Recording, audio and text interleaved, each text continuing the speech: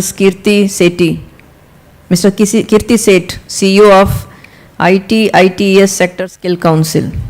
Mr. Chaukial, I think you have to be there along with the other panelist. Why don't you come this side? Mr. Pinaki, you have to take him to the, yeah.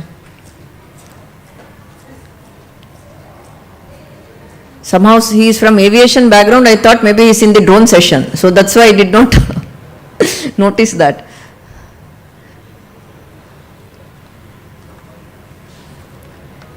So there are some empty seats. Are we getting more people coming in?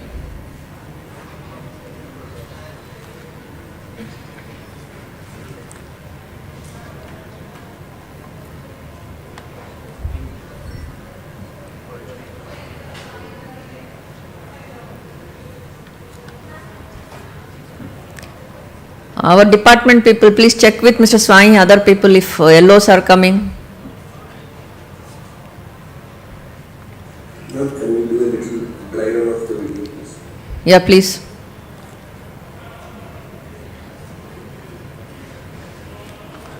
We are playing, everything please focus the laptop. Where's your laptop?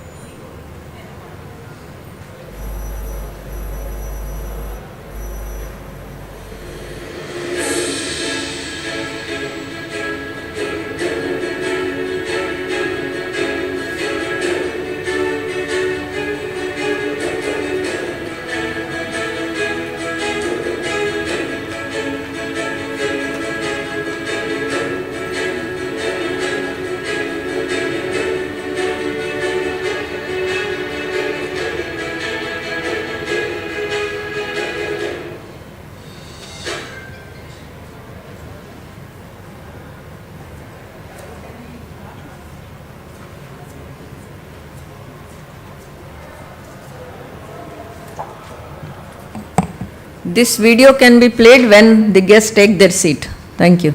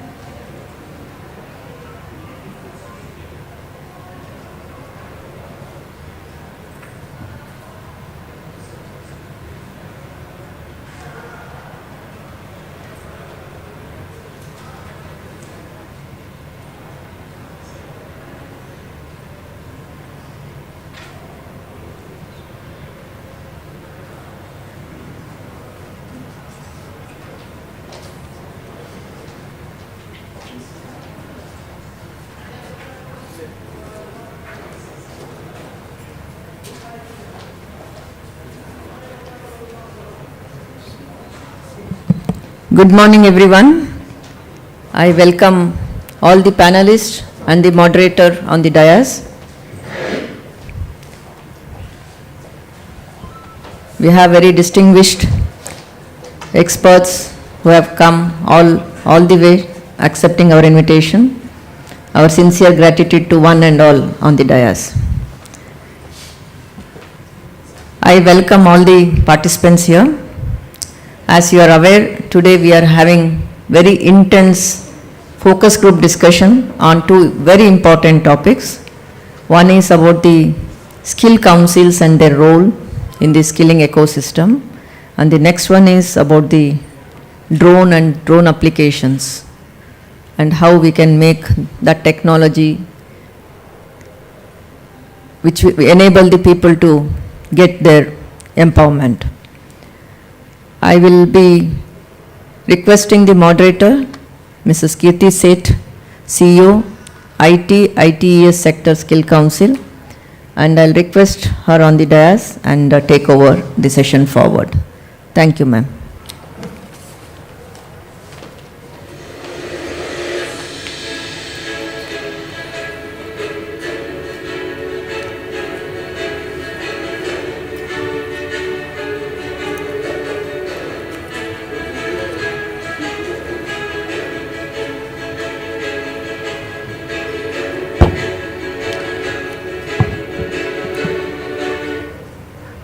Thank you, Ma'am Secretary. Welcome everyone. You've got a whole panel of Sector Skills Council CEOs here. So we're going to try and give you as much information as we can about what we do, because there's just so much going on. But just before I start, just to get a sense of the audience we are talking to, who all are from education institutions? Colleges, who are from colleges? Can I just segregate the colleges and ITIs? That's colleges? Okay, great. And ITIs? And polytechnics? Okay, super. So we have the fantastic audience, exactly the kind of people we'd like to talk to. So by the year 2030, India will have the largest population in the age group of 15 to 60 in the world. This means that the entire world will be looking towards us to supply them with people. That's the job that we have as Sector Skills Councils and as you all sitting on that side of the dais. So just an introduction of what are Sector Skills Councils. Any of you have heard of Sector Skills Councils? Anyone's heard of what Sector Skills Councils are? Show of hands, please. Oh gosh, that's very sad. We've not done a very good job. So, Sector Skills Councils are autonomous bodies that have been incubated by the National Skill Development Corporation to bridge the gap between industry demand and what skill requirements should be. So industry defines what the demand and supply of the demand for jobs is. They define what the skills are, and that's when Sector Skills Councils come in to take that information to the skilling ecosystem. There are 37 Sector Skills Councils from sectors as diverse as aerospace to agriculture, retail to rubber. I just realized I said aerospace to agriculture as if there's a big gap between them, but given that agriculture is the biggest users of drones these days, I guess there's really not much gap between agriculture and aviation anymore. So one of the most significant contributions of Sector Skills Councils is determining the skills and competency standards for job roles, which means what's the job, what are you going to do in that job, what are the skills required to do that job, and then based on this classification or breakdown of the job role, a Sector Skills Council conducts assessments and offers credit-based certifications, also accredits training partners and trainers to conduct training on these job roles. So our job is to build an ecosystem which is enabled with standardized trainings, and we call them qualifications, for each job role, for each sector. So it's a massive job, and if you haven't seen the skills qualification frameworks that Sector Skills Councils do, I would urge you to go to the NSDC website and check out the qualification, and for each sector you'll find them. You'll find the beautiful breakdown of each job role. But India is going through a transformation. Education is transforming, industries are transforming, and attitudes to employment and entrepreneurship are transforming. And with this, SSCs need to transform too. For the new world, for new skills, for new technologies, new ways of teaching, new ways of learning. Now, I will ask my colleagues to tell you about what's going on in their sectors, but before I hand over to them, I thought I'll take the chance to just talk about IT for a little bit. We are part of NASSCOM. NASSCOM is the IT Industry Associations, and IT skills today are required pretty much everywhere. It's important that we prepare our workforce for this transformation. And as the workforce changes, we at IT, ITS, SSC are changing too. The biggest change that we did in 2018 was we set up a learning platform called Future Skills. And this was then funded by the government. Once we set it up, the government provided us some money to say take it to every Indian. Why just the IT industry? Because the way IT was moving, we could not have done it in the traditional way. We would not have had the scale and the reach that we needed to do this without technology. So I would urge you all to again go to futureskillsprime.in. That's the site for this learning platform. It focuses on the 10 emerging technologies like AI, blockchain, cybersecurity, all the hot words these days. We just launched our first few learning pathways on ChatGPT. So if you don't know what ChatGPT and generative AI is, then please go and look it up.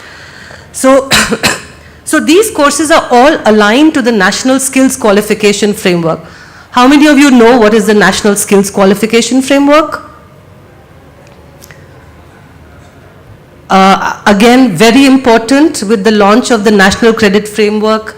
Please look it up, please learn about it, because there is so much that you can do under the NSQF and the National Credit Framework that can really transform the institutions that you are working with. So because these courses on the platform are aligned to the National Skills Qualification Framework, they are also credit equivalent. So our big task these days is to work with colleges and state governments to say how can these courses be included in curriculum, and we are also talking to DGT to say how can ITIs adopt these courses, because they are all credit equivalent, and the learner can incorporate them in the pursuit of their degree or their diploma. We've also started asking industry to create courses. This is a whole industry academia gap that you're not teaching the right things. So we're asking industry to create courses which we are also getting accredited to the NSQF, and they become credit equivalent. Tools like AWS, Red Hat, Microsoft, Salesforce, ServiceNow, all these technologies that you hear all the time, they are also getting accredited. So anybody studying this can get credits in the course of educational attainment that they're doing. So we encourage colleges to get people certified, then we conduct career fairs, we get people to come, industry to come and hire these people. We work closely with state governments who approve these colleges to be integrated into state government universities, and then we partner with them to do large-scale career fairs as well. So now, while what everyone is realizing is that you've got to integrate technology skills to every domain that you're working in. Whether it's mechanical, electronics, electric, civil, call it whatever you will, technology has to be a layer which is part of it. You won't be able to reach the levels of productivity you want to reach if you're not incorporating technology. As I mentioned ChatGPT earlier, and as academicians, you must all be facing the brunt of what students are doing with ChatGPT these days. Someone said it very well, AI will not take your job, but a person using AI will. So with that, I will now ask each SSC to come and give an overview about themselves, and I will start with Brigadier Yogesh Kapoor, VSM retired, Director General, Water Management and Plumbing, SSC.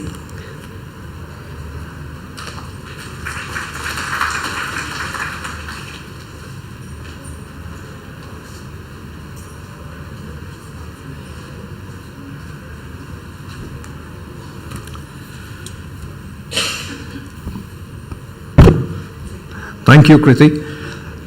Madam Padi, the officials of OSDA, Orissa State Government, and all those who facilitated our coming here, thank you very much for the arrangements. I represent a sector that just about 8 months back was referred to as the Indian Plumbing Skill Council. Orissa and plumbing have an umbilical that date back to good about 150 years. But a lot has changed in the world. Water becomes the buzzword. India has just tipped China at representing 17.8% of the world population. Now, out of this population figure, 50% of it in India faces public health issues related to water. By the year 2030, which is the buzzword for the central government, 40% of the Indian population will not have drinking water. By 2030, 6% of the Indian GDP will have been utilized to actually provide for the water crisis that India is going to undergo. So the threat and the problem is real and here. It is not imaginary. It was but natural that the Skill Council migrated to water issues.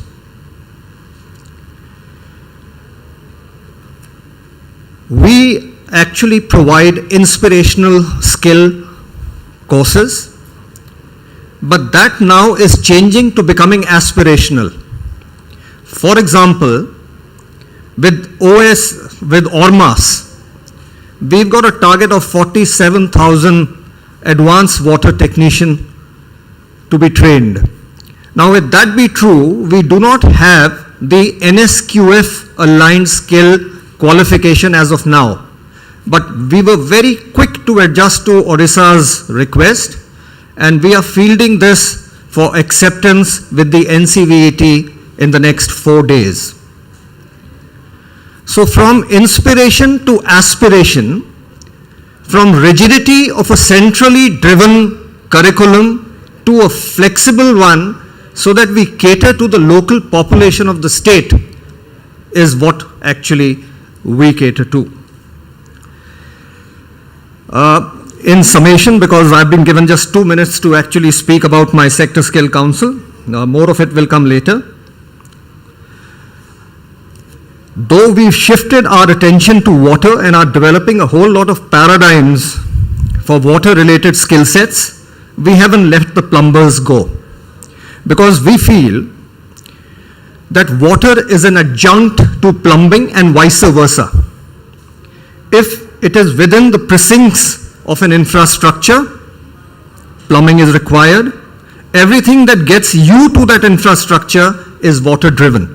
And water, of course, is the basis of sustenance for life. So we endeavor to actually prepare the workforce infusing technology. AI, she spoke about, and there are many manifestations of AI. We are talking of edge computing. We're no longer referring to cloud-based computing. That's archaic. We are talking of metaverse. So we are using all of that in our water-based qualifications to actually skill the workforce so that they align to the Industry 4.0 and therefore are more employable and meeting with their aspirations. We are developing capabilities to the technical vocational educational training, and a whole lot of you raised your hands from representing that segment.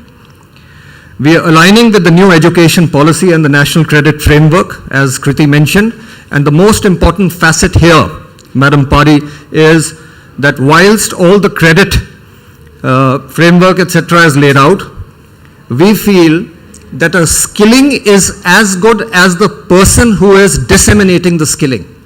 So therefore, as teachers, you all have an exponential role actually in understanding the landscape, the horizon, how it is panning out, and adapting to that particular change. So change is a constant, but adaptability is a mindset.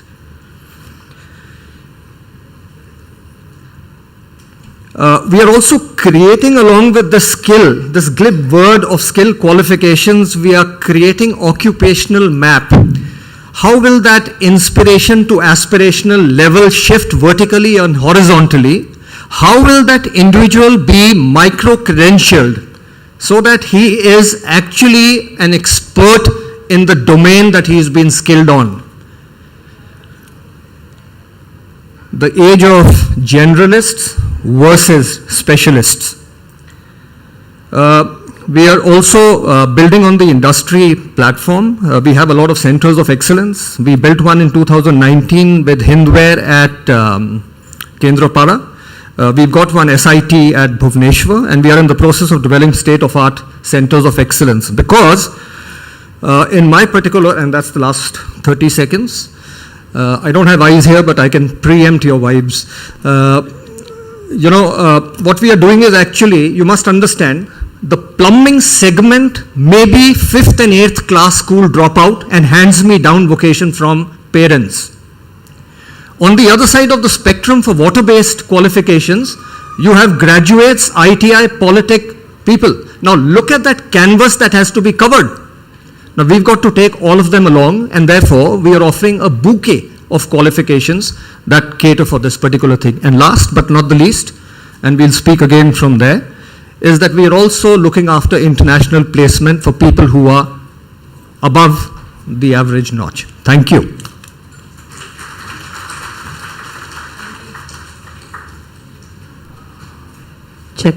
Thank you, Brigadier Kapoor. I'll now ask Mr. Sanjay Sharma, Chief Executive Officer, Skill Council for Mining. A very good morning, one and all, and thank you, Kirti, for inviting me. Let me adhere to the time schedule. I am Sanjay Sharma. I represent Mining Vertical, and our council is promoted by Federation of Indian Mineral Industries. We are the non-statutory agency for certifying mining workforce. Since inception, mean December 13 till date, we have trained around 190,000 candidates, and around 80% are certified. We are also designated as a joint apprentice advisor. We have created around 46 job roles pertaining to basically blue collar community of mining workforce, dumper operator, tipper operator, maintenance disciplines. And all these job roles also qualifies for optional trades apprentices who can be engaged in industries. And we have succeed in putting our people as apprentices also in the industries. We carried out a study through PricewaterhouseCoopers in the last 2 years ago, and they forecasted requirement of around 8,50,000 lakhs in core mining and ancillary services till 2025. It means there is a demand in mining sphere. But we need to train people. We cannot compromise on the just a graduate or just a ITI people to be absorbed in mines. They may have the basic criteria, but they still need to be trained on the key aspect of the mining working. We do conduct RPL programs and short-term training programs through our M-Panel 22 training partners. And we draw funds from CSR of the industries as well as District Mineral Foundation Trust. Many of you may not be knowing about DMFT. I will just touch upon one line later on. We have been conducting programs in Odisha. I'm really, Odisha is very welcome for the mining sector. In Angol, we delivered a program of 150 people trained in dumper operator and maintenance and tipper operator. Jajpur, we have already started a program, and we around 1,000 RPL and around 210 STT is undergoing. Latehar in Jharkhand also a program is launched through the DMFT fund. And before this, we did a very good program for Hindustan Zinc Limited Vedanta in Rajasthan, where we trained a team of around 350 youths in the job role of jumbo drill operator, very niche skill. The machine costs around not less than 15 crore, and it works underground the mines. So now the people are well placed. They are drawing salary not less than 50,000, and bonus you will imagine to listen. They are getting bonus around 80,000 in a year. Those people working in underground mines. So mines is a tough. It's in remote location. But it also requires a lot of dare, a lot of confidence, a lot of physics. And if you perform, you can draw a good salary, good incentives. Okay. Then taking a clue from the National Education Policy, we are entering into universities. We have signed MOU with the Pacific University, Udaipur, AKS University, Satna MP, and Medhavi Skill University in Assam. We are embedding our programs in DVOC and BVOC in mining disciplines. We can already reach out to other institutes also to see that we also delivered at the programs. We do have tie-up with the Western Australia. There is a huge requirement of mining professionals, and I think the Odisha can be the one of the hub supplying the main power there. But of course, they have a very high expectation in terms of literacy, in terms of IELTS qualification, in terms of hands-on equipment. They have a very huge equipment which we have not seen in India. In fact, hardly one of the industry has deployed machines. So, if we have a long plan, long vision, we can make Odisha as a hub where we can develop tailor-made programs, and we can develop people to go to Australia, to migrate to Australia, and have a good quality of life. Okay. Now a small one last minute. I am not getting any vibes. Please be assured. Just 30 seconds more. So DMFT, District Mineral Foundation Trust. Can anyone raise hand? How many are aware of this term? 1, 2, 3, 4, 5, 6. Maybe 20% of this population. This fund is established by the government. I mean the state government, and in the 23 states, around 622 districts having this fund. You will wonder to know the corpus, the fund available as of now is around 75,000 crore, and hardly 52% amount is spent. If I reveal the figure of Odisha as on January this year, The collection of DMFT fund is around 21,375 crore rupees, and hardly 50% is spent. In skill sector, there is again a dedicated vertical in the DMFT to spend around 1,437 crore, but again the spend is hardly close to 52%. So it means there is a huge fund available across mining the states. We only need to be educated. I am really by bottom heart, I am thankful to this Odisha government who understand our proposals, who are giving us support. We are executing programs like Angul, like Jajpur, and some more proposals under pipeline. There were some hitches. How do we give a platform to the sector skill councils? But I think now the people available here, they will hear our voice and echo. Please call sector skill councils to see that we join hands together to train people and place them appropriately. And one last request to the senior leadership sitting over here. Let us make a mandatory the RPL in all the industries. There is a government mandate in the PSUs. Yes, they have to do, everybody has to be RPL certification, but not happening. So only one appeal, let there be a RPL made mandatory into all the industry, whether private or government. And there has to be emphasis on the CSR spend. Companies spend 2% or whatever profit they have in the CSR, but there is no dedicated vertical for skilling. Can we put a word? Can we echo this word? Yes, this much % to be spent on skilling also. That's all from my side. Given timeline. Many thanks to Madam Usha Padi, IS and Principal Secretary, Madam. अगर आप दिल्ली नहीं आए होते हमारे इसमें curtain raiser में तो मैं यहाँ नहीं होता. आपकी presence made us to come over here. Thank you very much for inviting us. Mr. Raghu, you have been very, very supportive to us. Thank you very much. And we are off record supporting you in ITI Koira, setting up by the OMC, and thankful to you. Thank you, Sanjay. And thank you, Pankajji and Dipti for best coordination and wonderful event you have hosted. Thank you very much.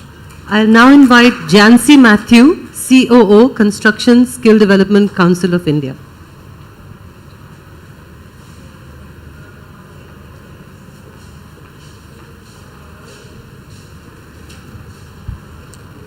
A very good morning to the dignitaries on the dais and off the dais. I will speak with regards to my sector. I am from Construction Sector Skill Council.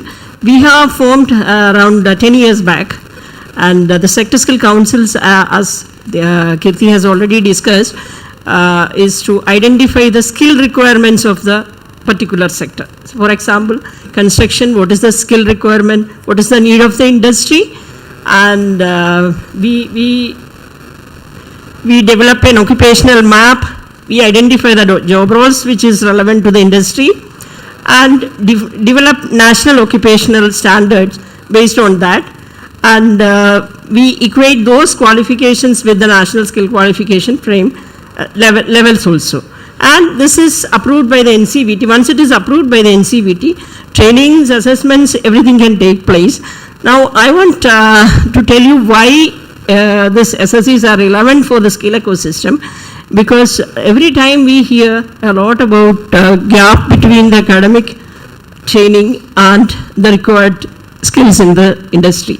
So when our engineers come out, diploma holders, degree holders, they don't get jobs. And I'm hearing core engineering, there is no takers for core engineering subjects now. That's a pathetic thing, because without core engineering, how are you going to build your structures, build your buildings, bridges? So it's very important.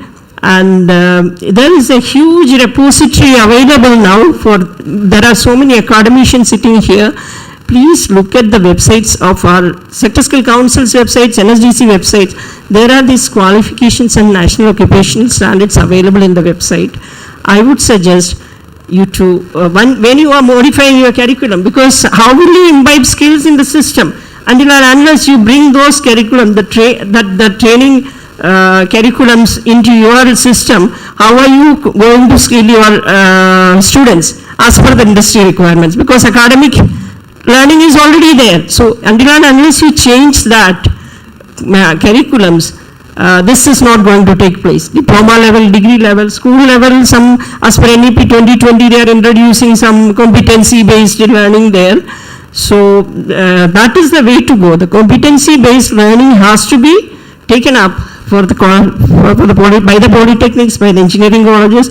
I think the technical education can do a lot here. Your curriculum committees should, while you are forming your curriculum committees, please engage the relevant sector skill council experts also, so that they can guide you, the skill training, skill curriculum, how to, imbibe in your this thing. Because you already have academic and it's not much difference, because we talk about some outcomes which is to be performed by the worker at the site or at the field of work.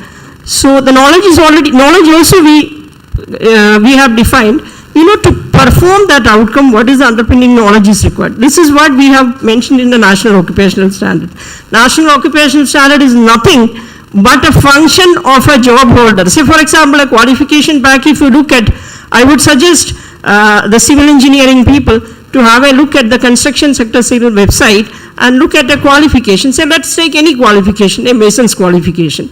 When you go to the second or third page, you will see National Occupational Standards. That's nothing but the major functions they do at their workplace. That's all. So those are the competencies which is required to perform by a mason. So you would say, why would a diploma holder or a degree holder should know these competencies? Because you are the ones who are going to supervise them. You are the ones who are going to assure the quality of these workers. How would you do that if you don't know that? So therefore, that competency-based learning should be imbibed in the curriculum. That should be the way forward for, getting skilled people out of the institutions, academic institutions. Also the future skills. We have actually concentrated on the 85 to 90% workforce, which is the skilled workers, masons, carpenters, supervisors, foreman and kind of thing. But, and that is 90% plus workforce requirement is from that segment only. The engineers, the higher managers and all 5% maximum. That's there. But that 5% is also the future skills, the competency requirements are important. So the building information management and kind of things are which is we have developed some qualifications which is submitted to NCVT also, approval mode.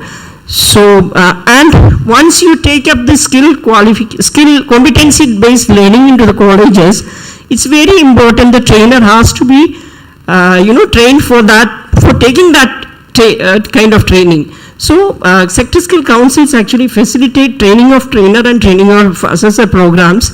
So this is just a 10 days program. Those who have got experience in this particular domain, they will come and then they will be given a 10 days short duration training program by which you can get certified as a trainer. So your faculties, I would suggest if you are taking it in your curriculum, your faculty should go through a small kind of a training program, or else I would suggest your faculty should be on deputation to the field of work. That would be a good idea. Say 3 months deputation, 6 months deputation. So these are all suggestions. Thank you, Jansi. Yeah, thank you very much. Okay. So I'm just going, we are halfway through. I want to do a pop quiz. How many know what NCVT is? National Council for Vocational Education and Training. That's it? Only so many of you? Or is the rest sleeping? I just want to wake everybody up a little bit. How many know what RPL is? Recognition of prior learning. Would any one of you want to explain what is RPL? I think you mentioned RPL. Yeah, RPL, long ago there was a gadget notion also, wherein all the industries were advised. RPL basically denotes recognition of prior learning. The people who may not be well qualified, maybe they're like ITI or other discipline, they may be by virtue of experience, they may be working the last 10 years, 20 years. They could be the community from land losers or PEPs. So see, there is a program run by government, and we do a program ranging from 3 days to 10 days, 11 days. In fact, this program, okay, so that's all. I mean, it is a program just to recognize their existing skill, that's all, in short. Thank you. That means people who have experience can now get certified, get a government approved certification if you do RPL. Sorry, I'll just add to whatever they've said is absolutely correct. The only difference, the nuance in the difference is that from the experiential learning, from hands me down, that person has been now put through an institutionalized skill curriculum. Thank you. How many know what STT is?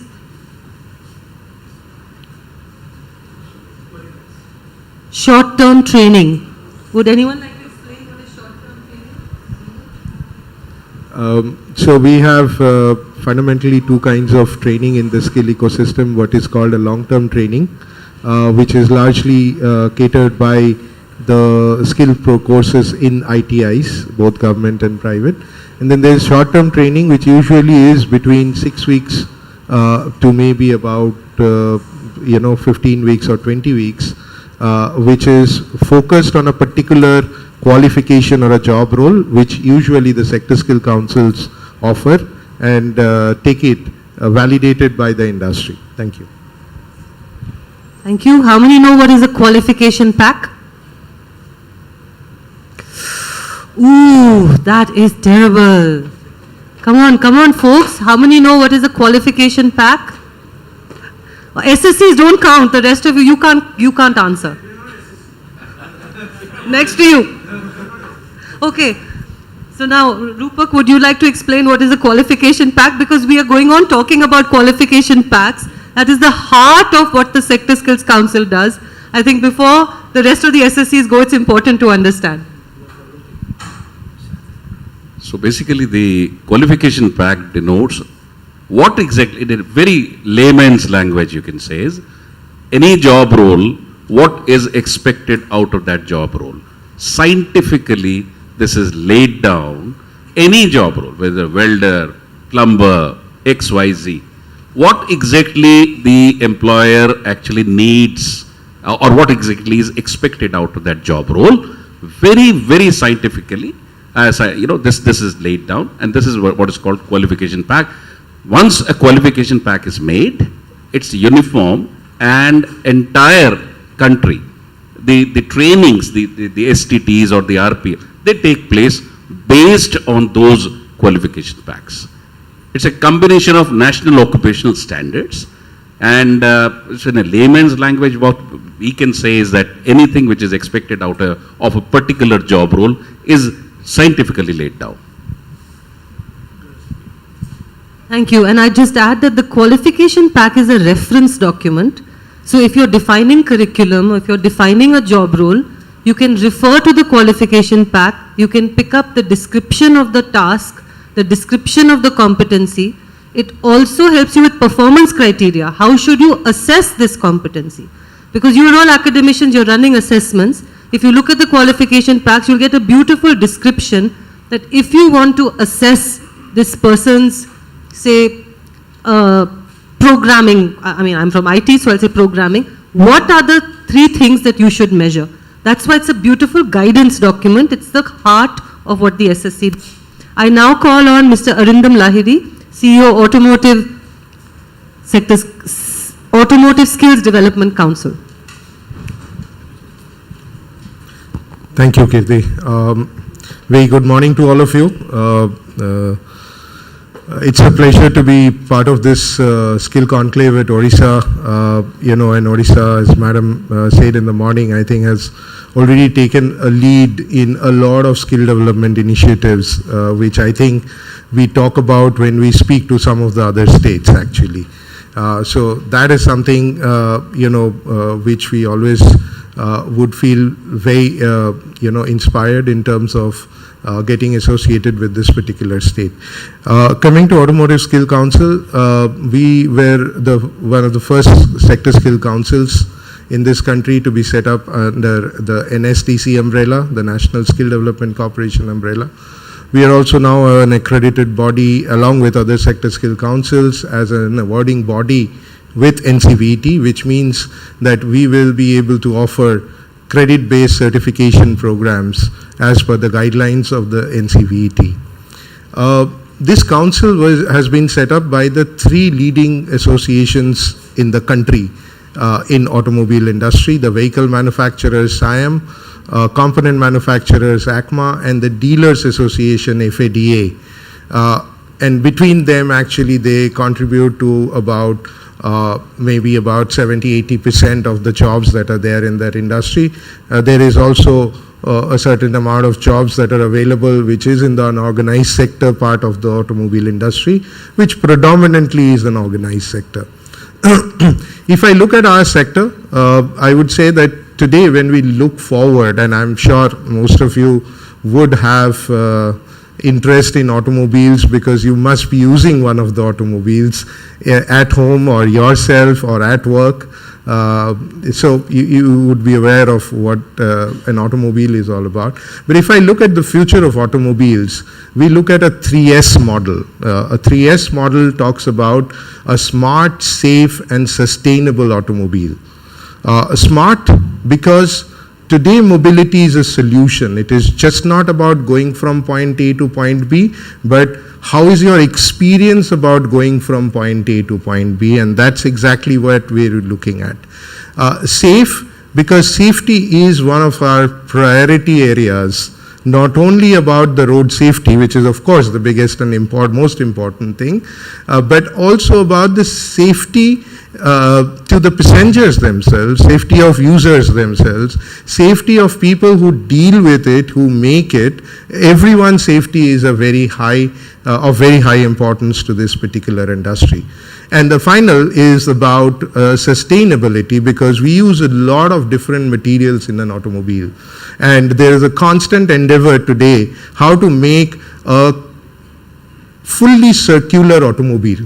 You know, there are experiments around how can I replace, plastic parts with maybe bamboo-based moldings in automobiles, okay, and things like that. So we are constantly striving to figure out in terms of technology as to how can we make a more circular automobile which can be recycled in some other way. I mean, may not be necessarily building another automobile, but can be used by some other industry, some other allied sector in terms of when the usage, the life of the automobile is over. Because you don't want, we don't see this in our country, but if you go to Europe or US, one of the largest space consuming areas that we look at is the automobile junkyards. We talk about our, the dump yards for our, the junk that we create in terms of our, usage at homes, households. In the Western world, the biggest junkyards are the automobile junkyards. And we don't want India to become one of those, essentially. Having said that, what does this council do? The council essentially looks at all the traditional job roles, which are of course in today's existing condition, right from R&D to driving. And driving for us is a non-statutory training that we do. We do driving courses where people who want to take up driving as a profession, as a vocation, is where we train them. So we have curriculum like forklift operator, we have ambulance driver, etc., including the regular taxi drivers and the commercial vehicle drivers, etc.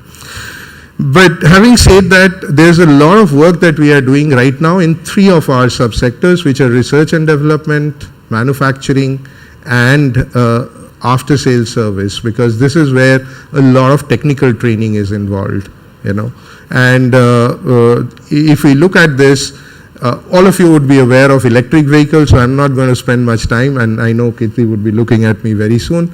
So I don't want to talk about electric vehicles here, but I must tell you that there's a lot more happening on alternate energy vehicles. There is hydrogen that is coming up. We are working on it. We already have a qualification on flex fuel engines. How many of you are aware of flex fuel engines? Just one. Rajiv ji, you are discounted anyway. So,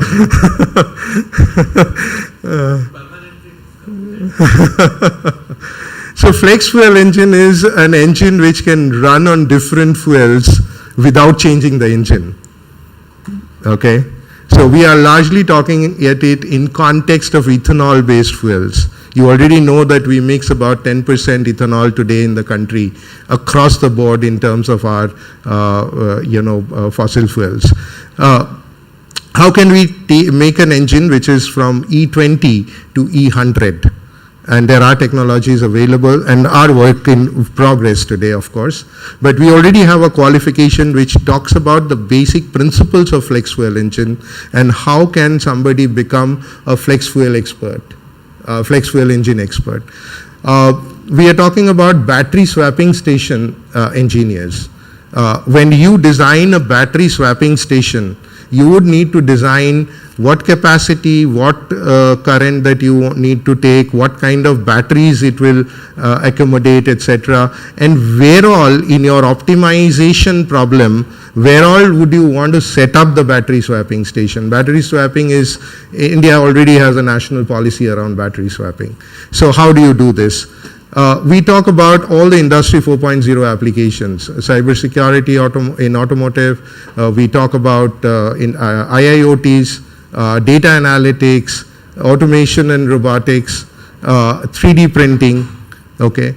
And we already have courses for each one of them at various levels, whether it is at a polytechnic operator level or at a degree level where it's an engineering level, essentially.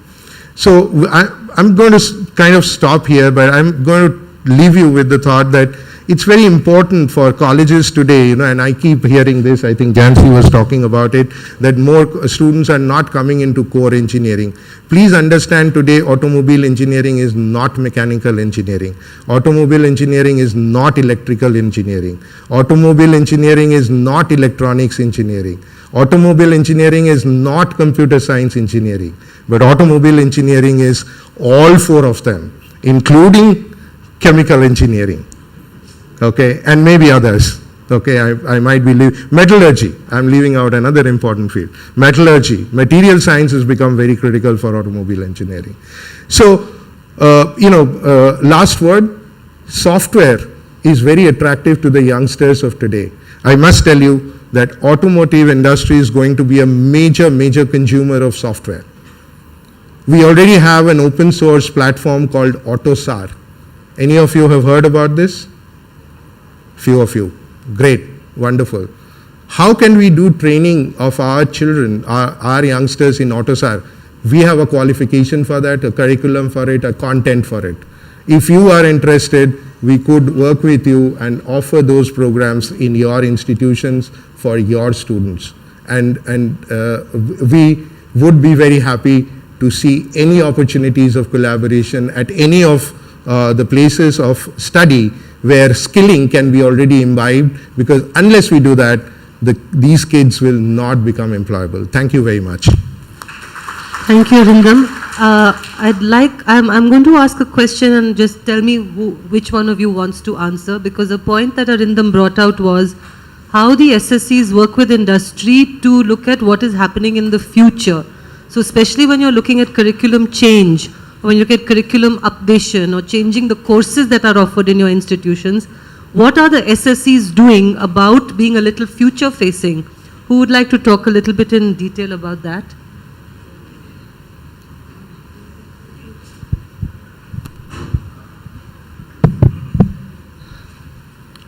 Okay, so what happens is that before I actually answer this, since we have a little bit of spare time. No, okay, we have.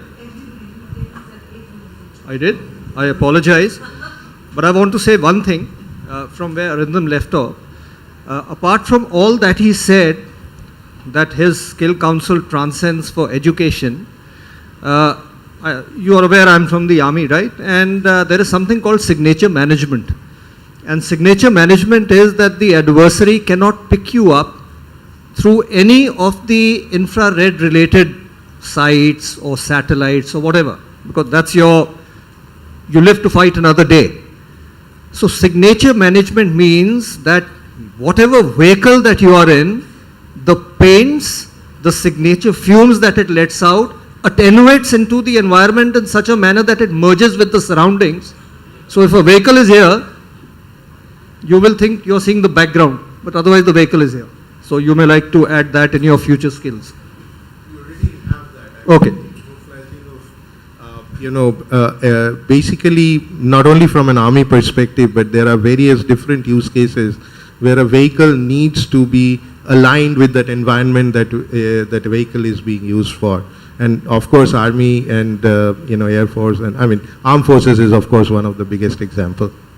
Very quickly then, the demand and the supply have actually come closer with the infusion of technology. We have things like the gig aggregators, you have the urban company, you have Easy Fix, Easy Join. So what are we doing? We are tapping them, offering them the requisition of prior learning, reskilling them, upskilling them, giving them micro credentials, and thereafter putting them back into the market so that when they visit your homes, they are that much more proficient. Thanks for that. I'll now ask Dr. Rupak Vashish, CEO and Director General, Apparel, Made-ups and Home Furnishing Sector Skills Council. Good morning, everybody. Apparel, Made-ups and Home Furnishing Sector Skill Council. When I had joined the organization, I used to keep a very small slip in my pocket to pronounce it correctly. Anyways, so basically apparel again, Made-ups, home furnishing everybody knows, apparel everybody knows. Made-ups is something which is apparel which is not wearable. So there's by the way, lot of market of made-ups, like aprons, like rugs, like gloves, handkerchiefs. So these are the apparel. They're basically, this segment is called made-ups. So we look after the apparel, made-ups and home furnishing sector. Now it's considered, everybody says, and it's considered second largest employment generator after agriculture. So we already have around 4 to 4.5 crore people working directly in this sector. If you add the ancillaries and others, it reaches around 9 to 10 crore persons. Now there's a huge demand in this particular sector. I'm talking of pre-COVID. It's 86, KPMG had done some study in our sector. And they say 86 lakh more people were required pre-COVID. Now post-COVID, by the way, the requirement has gone even more because of the migration. So, and in any case, COVID very badly affected all the sectors, including our sector.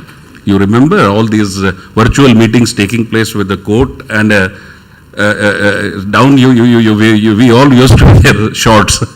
So there was no requirement of apparel actually. But it has bounced back very, very fast. Now, we are trying to cater to the skilling requirements of this sector, and we are doing, I mean, we feel that we are doing fairly well because since 2014 till now, we have skilled and certified more than 20 lakh persons in this sector. And this is a huge number. And but comparing the requirement of 86 lakh requirement, 20 lakh is nothing. So we are all trying to work with the state governments, with the central government in any case, with the state governments and the various institutions. We work with schools. We work with in any case we do this Skill India. The short-term trainings we already do. This is like any other sector skill council. And we also work with the schools, we work with the universities, we work with engineering colleges under AICTE. Everywhere, in fact, our courses are run, and our courses make them more employable. So if it's a university, in addition to their own, whatever they are learning right now, so additionally, these courses are, taught, schools also, colleges also, and even in engineering colleges also. You will be surprised, by the way, there's a very, very, small kind of a level called sewing machine operator. Very simple. 8 standard pass is the requirement of sewing machine operator. We have skilled more than around approximately 8 lakh sewing machine operators out of 20 lakh persons. And once we did an analysis, we found that 95% of the persons actually held the qualification, that minimum qualification of 8th. 95% of them actually held the qualification above the level of 10th standard. And there were thousands of 12th, thousands of graduates, thousands of postgraduates, and very, very surprisingly, there were many PhDs also who did sewing machine operators, course. So this basically reveals that these courses certainly help people in some way or the other. So similarly, I think all the sector skill councils, all the job roles which are being offered by the sector skill councils, they touch, somebody or, they, in some way or the other. And, and now, by the way, as far as apparel sector is concerned, now we have already done, I think we have done something in the shop floor level. Now we are basically now trying to come to the higher levels, basically. Now we are basically working with the colleges, say, having the Bachelor of Vocational Studies, the BVOC courses, because our apparel management, apparel sector actually lacks good supervisory level. So we are working very, very heavily on this. And by the way, working with Odisha has always been a pleasure. We are already working very closely with the Mission Shakti. Mission Shakti is a very prestigious, scheme going on in Odisha, and we have already skilled more than 10,000 women in this. 10,000 more perhaps are now being skilled in this. Thank you very much. We'll be discussing further on this. Thank you, Dr. Rupak. Sorry, I'm not stealing Kriti's thunder here, but I'm just stepping in for a bit. There was a very interesting inquisition that you made, and the ladies, I saw them with glib-eyed, when you said that you have something called made up. Now, it's a real word play with English, because imagine if the husband tells the wife, you haven't put makeup today, and the wife says, I've made up, but actually you're talking of handkerchiefs and all that. So, thank you. Thank you, Brigadier Kapoor. I now invite Professor G.K. Chokyal, Head of Academics, Rajiv Gandhi National Aviation University.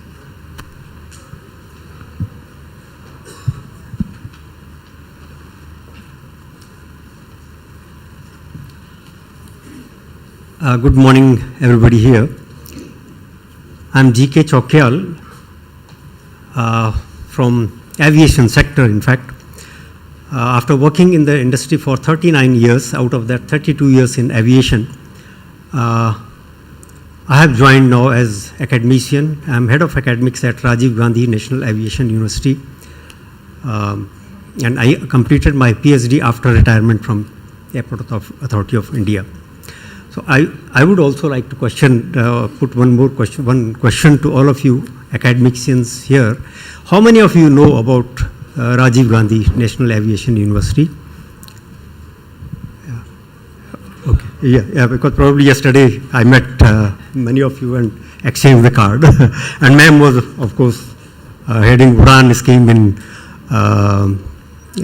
Ministry of Civil Aviation, where I was with her as head of implementing team.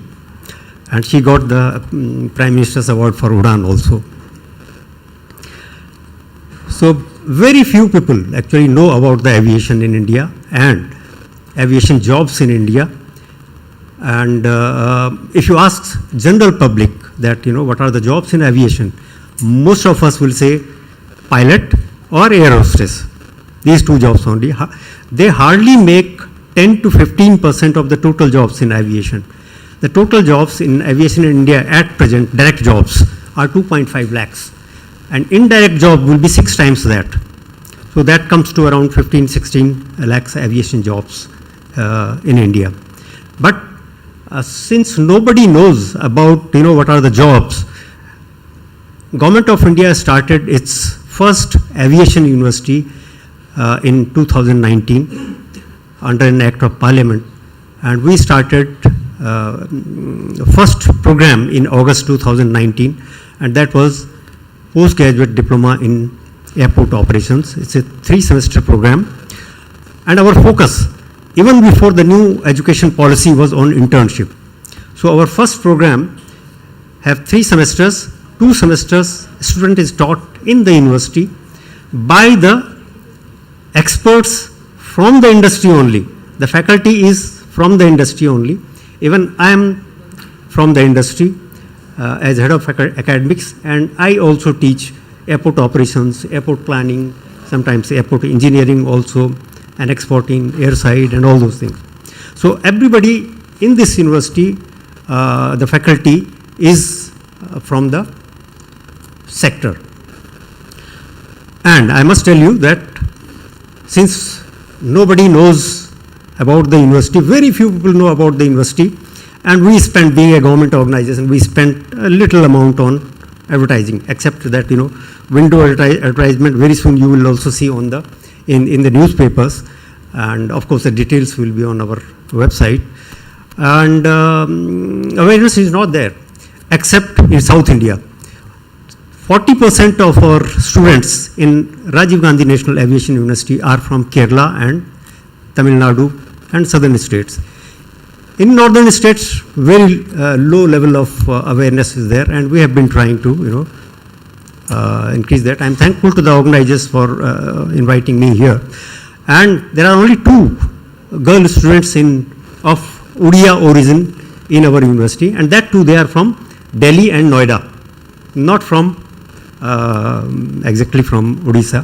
So I have requested yesterday, I met 3-4 engineering principals of engineering colleges, because engineers are preferred for airside operations. And I must tell you that most of our students, they get the job. 95% of the PGDU students have got the job. They are working at Delhi airport, they are working at Lucknow airport, they are working at Ahmedabad airport, all these Adani airports and GMR airports, they are working. Then second program we have is Bachelor of Management Studies in Aviation Services and Air Cargo, that is undergraduate program. It's a 3-year program.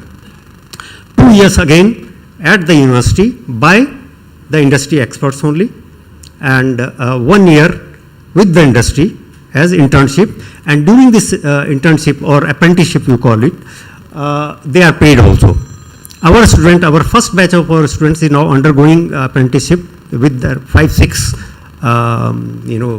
industry companies, and they are getting from 8,000 to 18,000. Kale consultant at aviation consultant, in fact, at Mumbai, they are paying 18,000 in 3rd year. So they start earning in 3rd year, and most of them, I am quite sure that they will be absorbed with those companies. They are quite happy with our students. So there also, I am quite I'm hopeful that 90% of them will be get the jobs. And the third program is a certificate program of 6 months only. Again, the undergraduate was for 10+2 with mathematics and or commerce.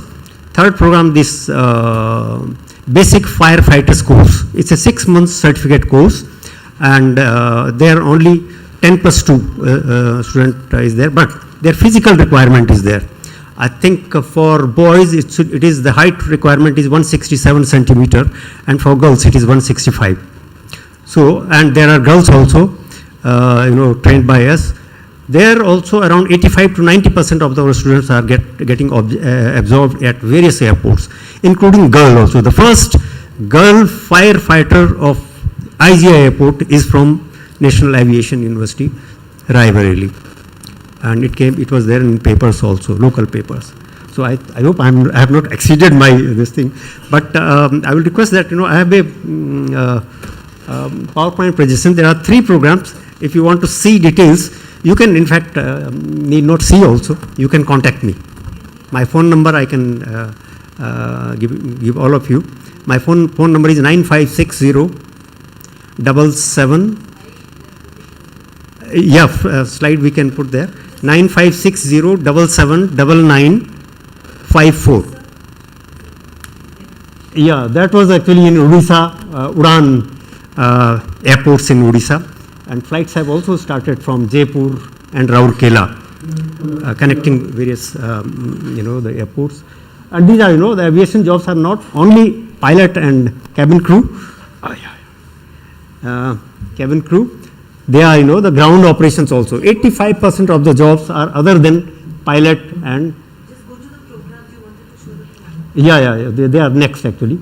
Airport terminal operations. These are the various jobs. Right. This one.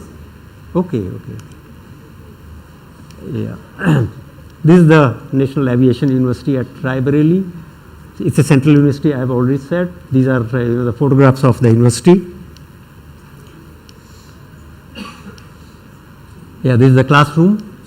World class, world class facility is there. It is the seminar hall. There are 2 seminar halls of 209 capacity.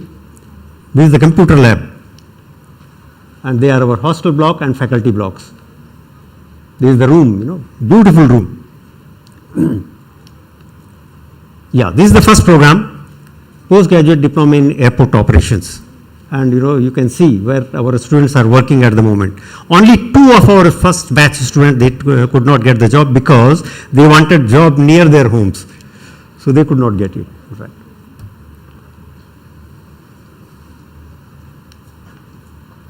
I have a pamphlet also with me, 2-3. You can, anyone who want to know more about it can contact me. I can.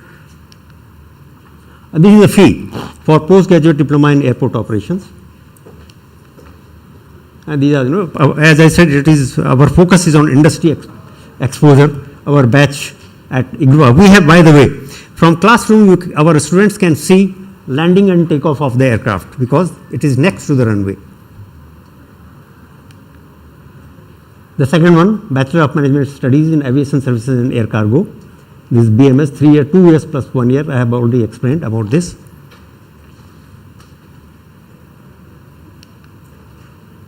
Again, a pamphlet on that. The fee structure. This is available on our website also. And the student at Lucknow Airport. During the break, semester break, if student wants to go for short internship near their home, we allow them. The Calicut Airport, Chennai Airport, you can see here. Yeah, please. It's over. This is the basic firefighter, 6 months certificate course. Yeah. Future programs also. We celebrate all the festivals of India. Most of the students are from Kerala, so we celebrate Onam also. Onam, Pongal and all.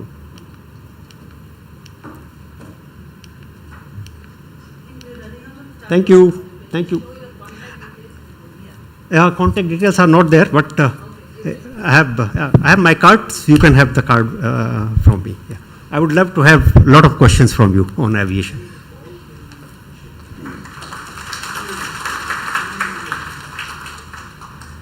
Thank you, sir. We are at 11:07. What's our hard stop?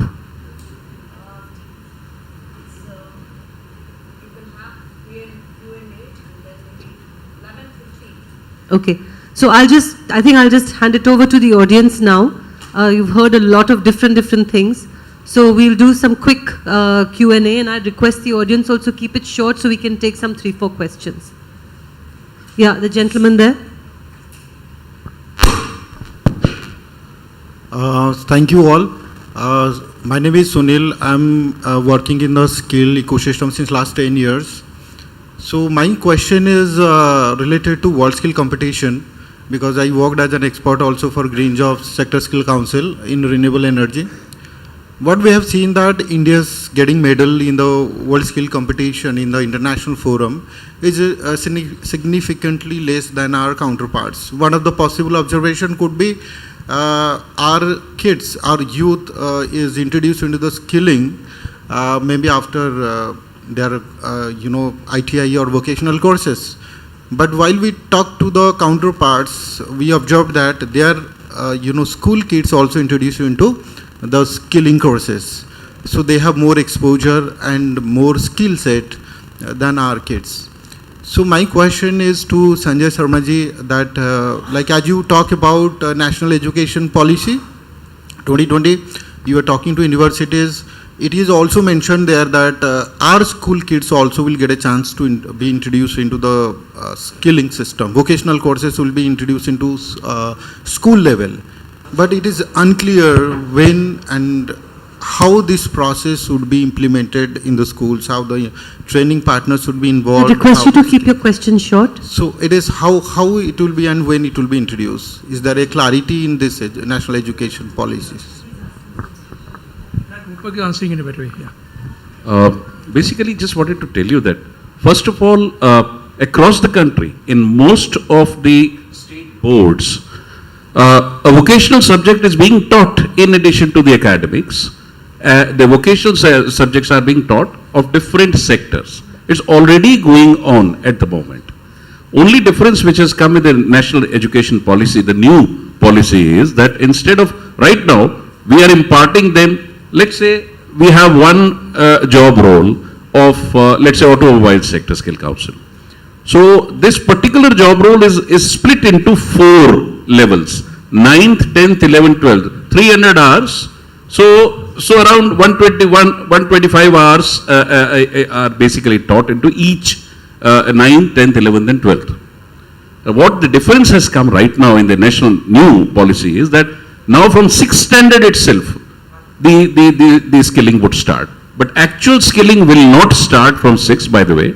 This is basically, preparing them and, making this as a kind of, they should look forward for the skilling, this thing. The framework is right now being made at the moment.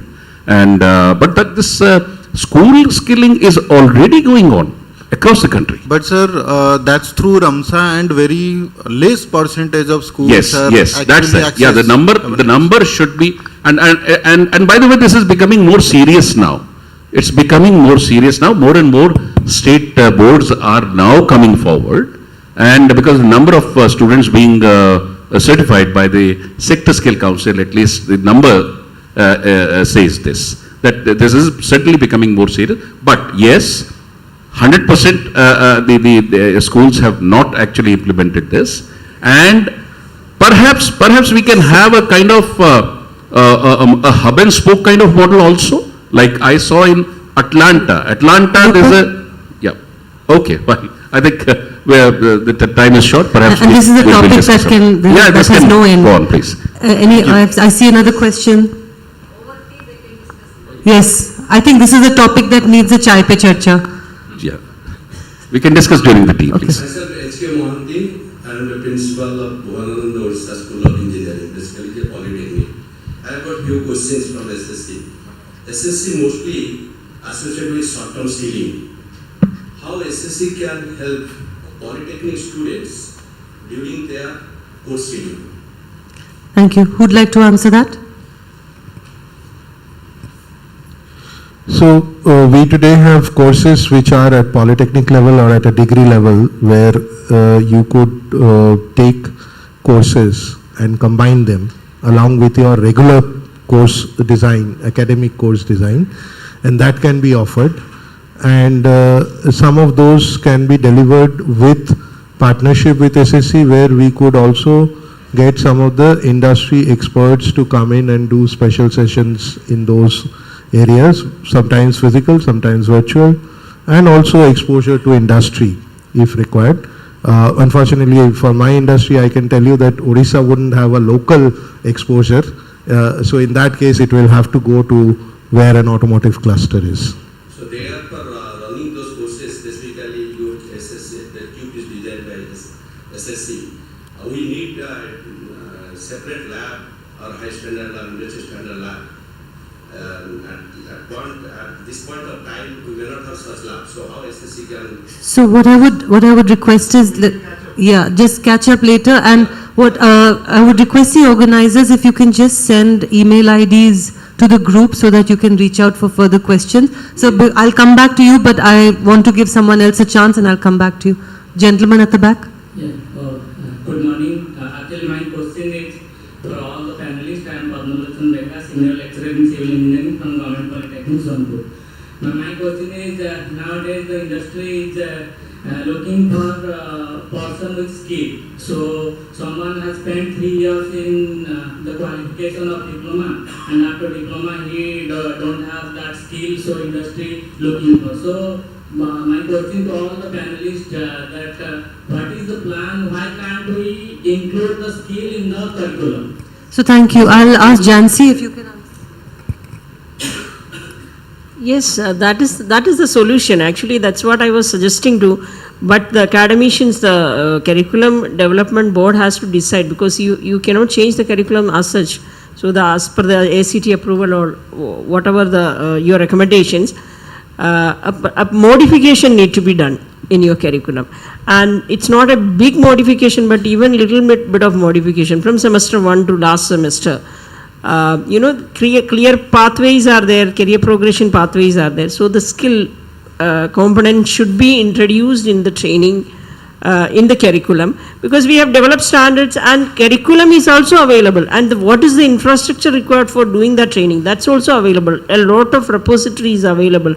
I am saying please make use of it. And even the policy, the National Credit Framework allows this now. So please look it up, see the policy document, you'll find your problem is... And we are implementing it in a few polytechnics across other states. So if you are interested, we can catch up offline after So this. I'll come back to you. Just a moment. Just a few, just no response required, just a few suggestions that we felt as a government that all your programs are done through this PIs, program implementation agencies. So what SSCs need to do is to select the best ones, incentivize them, and grade them also, so that we know whom to work with. That we don't have at the center, first thing. Second thing, SSC's collaboration with state councils is very minimal now. Our state council is already an A and EB, but SSC does not collaborate at all. We need to collaborate more, so that more of our programs can be accredited by our state council, so that you needn't get into all those nitty-gritties. Third thing, we need an benchmarking with international standards, with something like the Red Seals program of Canada, Australian Skill Council, so that any student who is trained in Odisha can migrate to a country outside, and he need to go through another training again to go there. And just suggestions. No, very practical suggestions. I mean, I think that's what goes to implementation. Maybe we'll meet after this. Sir, your question? Can SSC help us to find a suitable intensive training program for polytechnic teachers, like 3 to 6 months, which actually we are finding very difficult to train our polytechnic teachers, because we are not finding a suitable place to train them as per the need of industry. Can SSC help us? Actually, if you are introducing skill curriculum in your curriculums, those teachers need to be trained. Actually, what SSC is facilitating a 10 days training program for the teachers. Is it internship you are doing? Okay. I think that's I don't think we... So we are already doing this in Maharashtra and in Delhi. If there is a specific need, we can take it up. Our industry is very open to doing this. Depends on what area, what subject, what duration that you are looking at. Accordingly, that can be worked out. But we've already done about close to 300 teachers in Maharashtra and about 80 teachers in Delhi NCR already. Excellent. I can just add 10 seconds and say, yes sir, that is very much doable, it is possible, and SSCs are the right pathway to connect with industry. So industry, there is no hard and fast rule that only the candidates who are being trained can be placed under apprenticeship. Even teachers, if you want to recruit them for apprenticeship, it is possible to connect with SSC. Even I think earlier Arindam said, if your state doesn't have any industry, it is possible to conduct educational tour to other industry. For example, we in general jewelry sector had trainers and students visiting from Andhra Pradesh, and we arranged their visit both in Mumbai as well as in Gujarat, Surat. So it's very much possible. So you can connect with the respective SSC. Rigid industry will not solve the problem. Sir, let's not get into a discussion. Any other questions? Excuse me, I'm from Industry Department, Government of Odisha. I work in Malkangiri district as General Manager, DAY, District Industry Center. We have a scheme where we invite class 8 passed person, I mean the adults, for taking loan, credit link subsidy. When I was told, and I just heard that in stitching and in the tailoring, they are given credit link subsidy. How they can be really trained through this RPL scheme? I mean, what is the modality? Shall they be trained in situ, or their names and the future names are sent to the concerned person who have sent us the mail, or what modality has to be worked out for training them, maybe in tailoring or any other trade, so that they can be credit linked to the bank for getting the loan amount and the subsidy to set up an enterprise. What The recognition of prior learning, all existing workers across the industry, any sector, they are provided with certain 4 to 12 hours of training, initial training, and after that the assessment is done, and they are basically issued with the Government of India's certification under the RPL scheme basically. So this is across the sector this is available.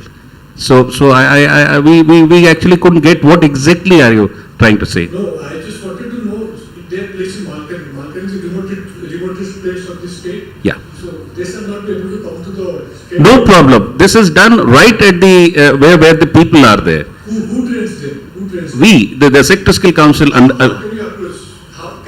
we have Please exchange visiting cards after this we session. have mechanism. We have a full-fledged mechanism to do this. We have in fact done lakhs of certifications under the recognition of prior learning.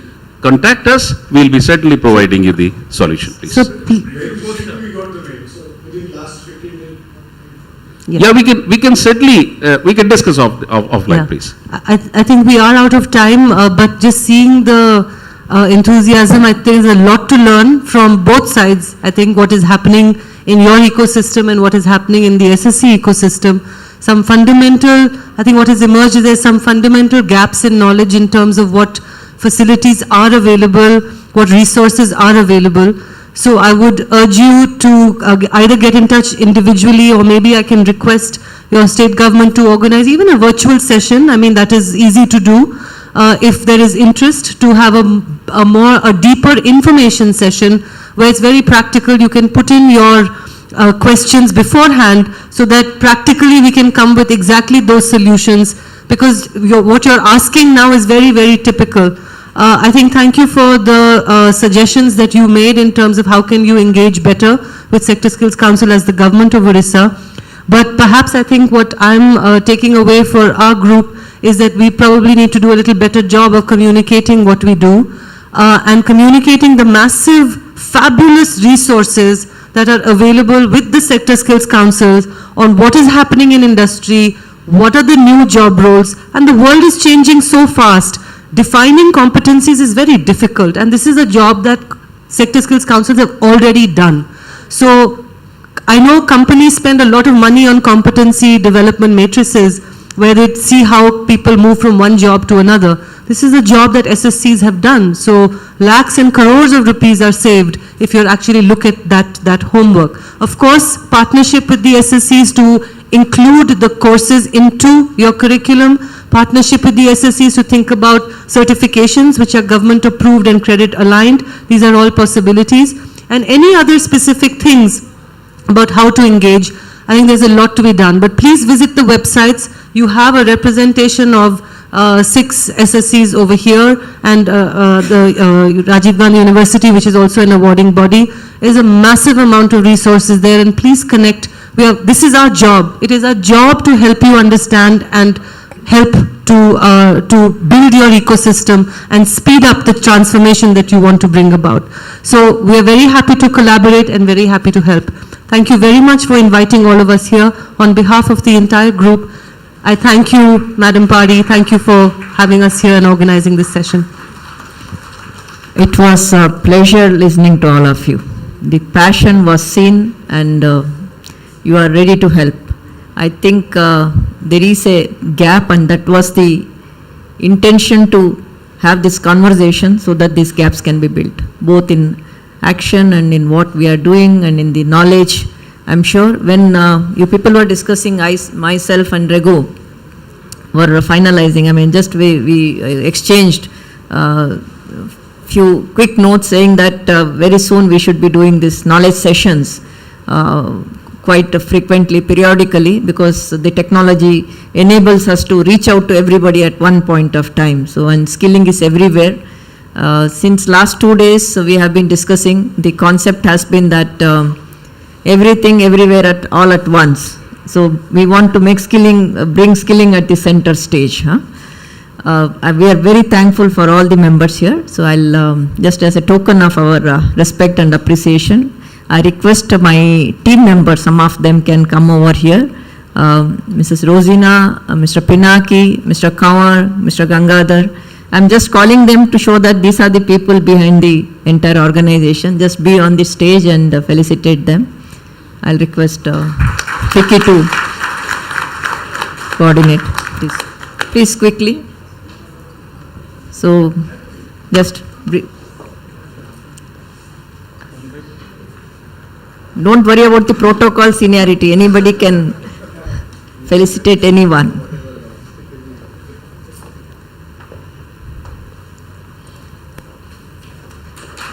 Thank you.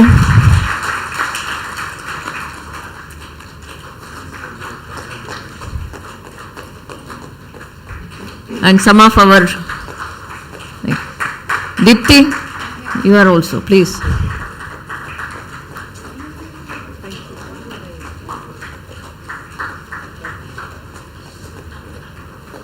There is one more shawl left, I think, Dipti.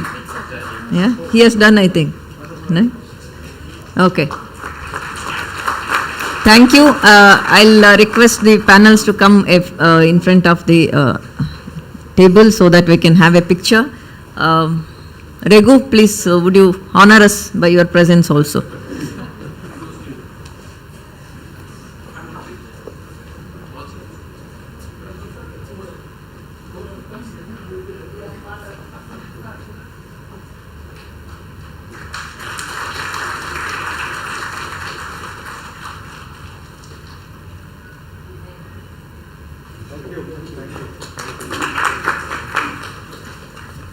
We have a short break for tea because we had more time, but now considering the paucity of time, maybe 10 minutes.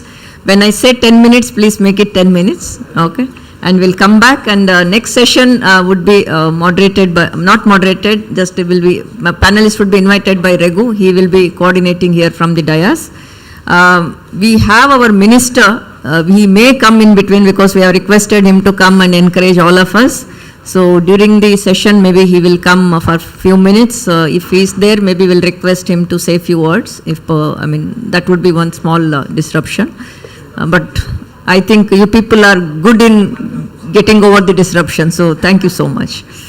And I must thank you, Mrs. Kirti, the wonderful moderation. Okay, thank you so much.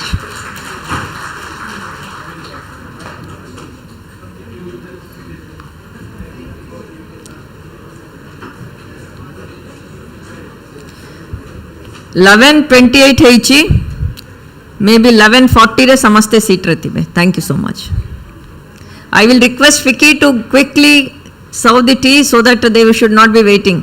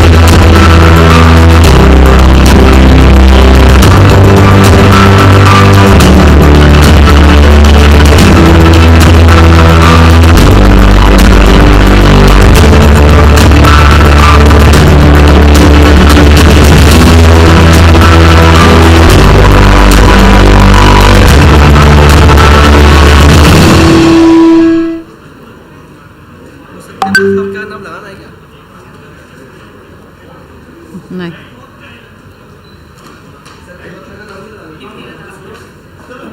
इसका क्या था बताओ? किसका? This session was what? Sector skill councils. इसमें मुझे क्या question थी because I missed the entire session. How do you think what is should be the next action plan, government or a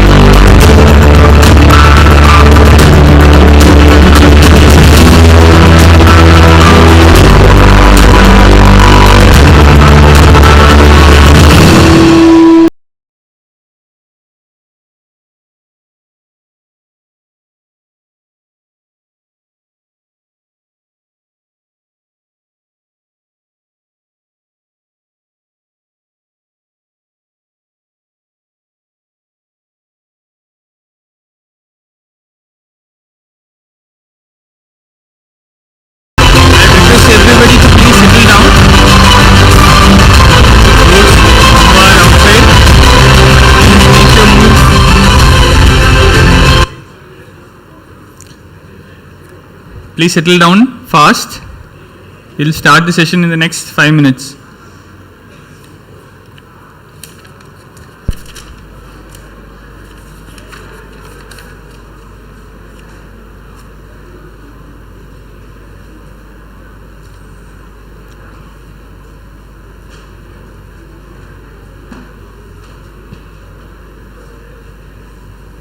पाणिग्रे बाबू डाके दिए समझता ठीक है एटी स्टेज डाके दिए yeah, if you are having tea or snacks please bring it inside and I think it's allowed for felicitation. Yeah.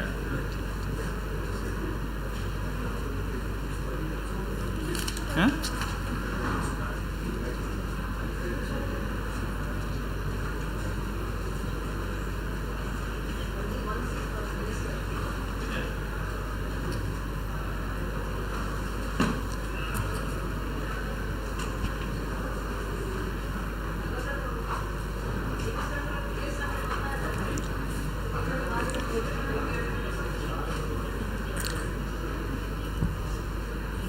Please come in fast.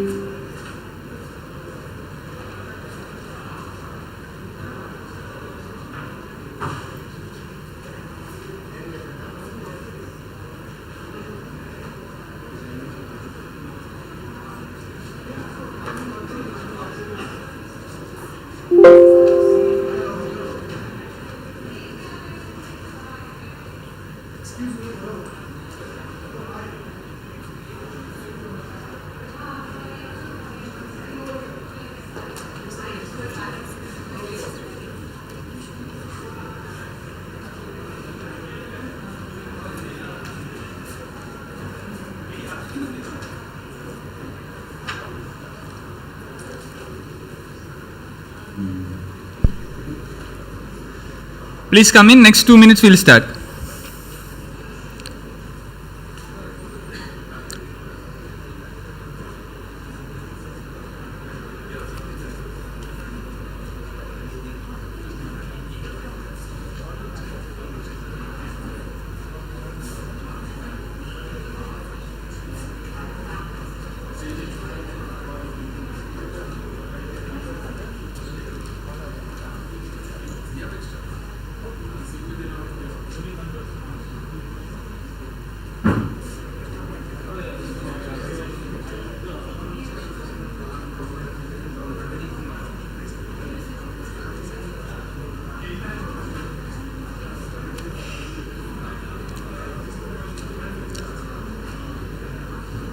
In the next 1 minute we'll start. Please come in.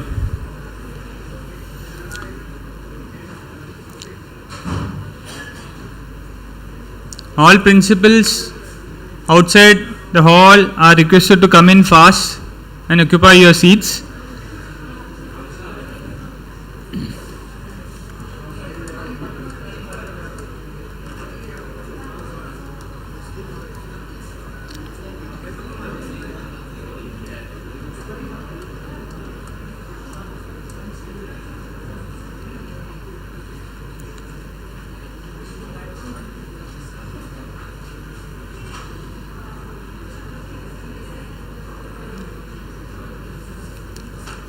Session, you can start. Session, I'll start.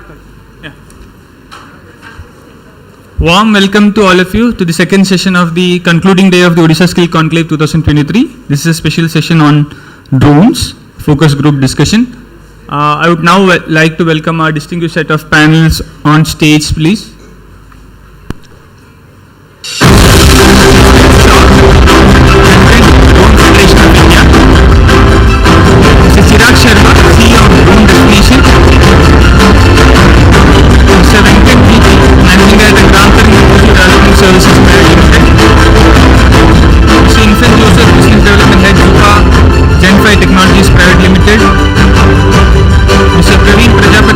Co-founder and CEO of InDrones, and Mr. Pankaj Aguja, Akula, of CEO of Paras Aerospace.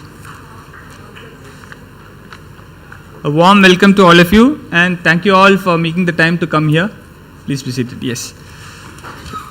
So just to set the context of this particular discussion, this was specially selected because this is one area where I think we all are interested in and we all want to get into, especially all our ITI and Polytechnic principals. To give the panelists a brief introduction about what we are trying to do. I mean, you must have seen the inauguration of the Skill Conclave. It started with the Honorable CM inaugurating the heavy load lifting drone from Bonby Technologies Limited, which is one of a startup incubated in Odisha, and one of whose founders is here. We are proud of him. He's a Odia boy from VSSC, from our state, Mr. Satpathy. So what I meant to say is that the conference itself started with the inauguration of a drone. Coming to the drones in our curriculum, we have drone pilot technician in our ITIs right now. It's a kind of a gray area because it's a 6-month course. We don't know what the students will exactly do after the 6 months. We feel it's too short a period for them to get trained in, but we are still struggling with the particular course curriculum. In terms of short-term training, we have a particular short-term training on extra high voltage transmission lines in ITI Hinjalikat, where students get trained in stringing the high voltage transmission lines, but along with that there is also fault testing using drone technology. So that's something very new which we have introduced. These are some of the new areas in which we have drones in our curriculum. Other than that, we don't have much to say actually. We have some startups from Odisha who are working with us in this space, especially IG Drone, who is there in some of our ITIs. So these are some of the areas where currently we are working in. We are also interested in a lot of other areas regarding drones, for which we have this esteemed panel along with us. Just to give you a particular context, we have drones in the area of mining, which is a major area for us. OMC is exclusively using a lot of drones for its mining activity, and this is one area where we would like to get into very heavily.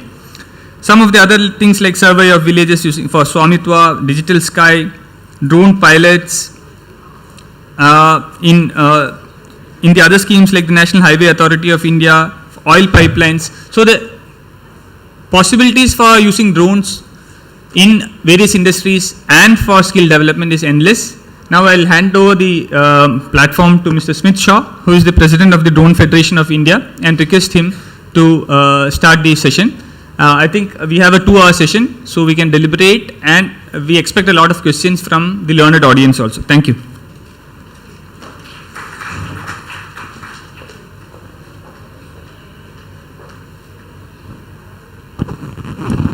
Good morning.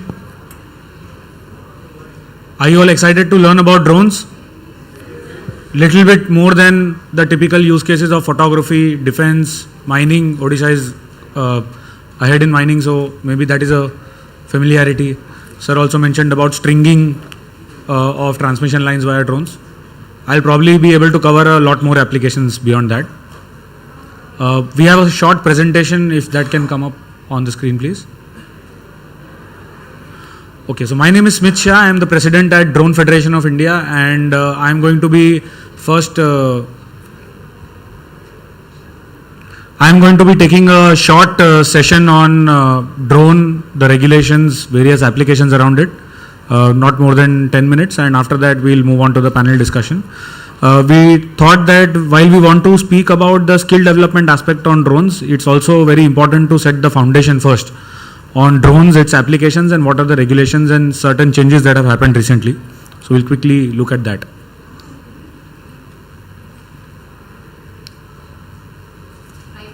Right here, okay.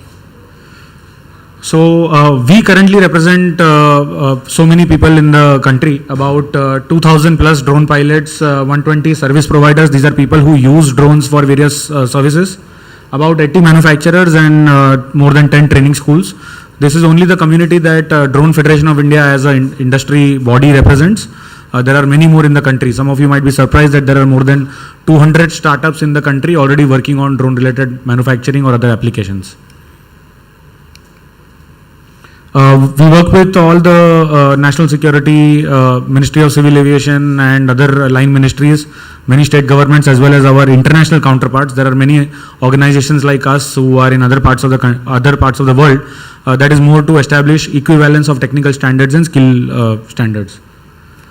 So drone technology is going to revolutionize transportation, logistics, defense and other sectors, and it's going to become one of the key technologies that is going to decide the strength of a country, whether economically or strategically in the coming future. This one image that we see is a drone that typically flies at 65,000 feet, which is 2 times the height of where an Indigo, SpiceJet or a typical commercial airliner flies. So that's where the technology already is, if you look at the height and the capability of the drone. So right from the small toy or the photography drone to that is everything sort of under the ambit. Quick introduction about the technology. Any drone, you can logically break it down and say that these are the parts in a drone, logically. Of course, when the drone becomes big, these parts may become complicated. But any aircraft that is going to fly in the air where the pilot is not on board, whether small, big, whatever type of application, typically as a common term we called it drones. Sometimes it is also referred to as RPAS, remotely piloted aircraft. Some people say UAV, unmanned aerial vehicle. Some people say UA, unmanned aircraft. Commonly all of these words refer to drones. Let's look at what's happening with drones globally. So we have 4 lakh plus deliveries in healthcare, which has been done in Rwanda, Ghana and other parts of Africa by a company. These are global use cases, not Indian companies, foreign companies. We have e-commerce deliveries that have started globally. Drone taxis have become a reality. They are not some sci-fi movie, things that you see. In Dubai and China, people are giving joyrides. You can, just like an auto rickshaw, just open the door, sit inside, press OK on Google Maps and the drone will take off. There will be no pilot on board. 2 seats in the drone and both of them are passenger seats. And there is a drone flight that has happened also on Mars. So not just Earth, but also Mars. Let's look at some defense applications. Of course, that may not be very interesting for the audience today, but just to give a perspective. That is the first drone that we saw earlier in the first slide. There is something called as loitering ammunitions. Basically, these are missile drones. Then there are micro surveillance drones, the third where you see a soldier and his hand. That drone, by the way, is capable of doing thermal surveillance. It is capable of getting into windows, going inside areas where disaster response and survivor search might need to be done under some building that has collapsed. And the other one that you see, typically someone would look at the photo and mistake it for a missile launcher, but that is actually a drone launcher from where you can launch more than 40-50 drones, and all of them can go together and do surveillance or probably even drop certain offensive things whenever required on our adversaries. So that's the lay of the land basically. Drones have over 100 plus applications. Almost every sector that you can think of, drones are bringing about real revolution, whether it is capturing high resolution data or whether it is helping decision making, whether it is reaching areas where typically a man could not reach or it was difficult to reach. All of these sectors that you see, drones have a real impact. And by the way, these are not applications where drones are being tried to force fit.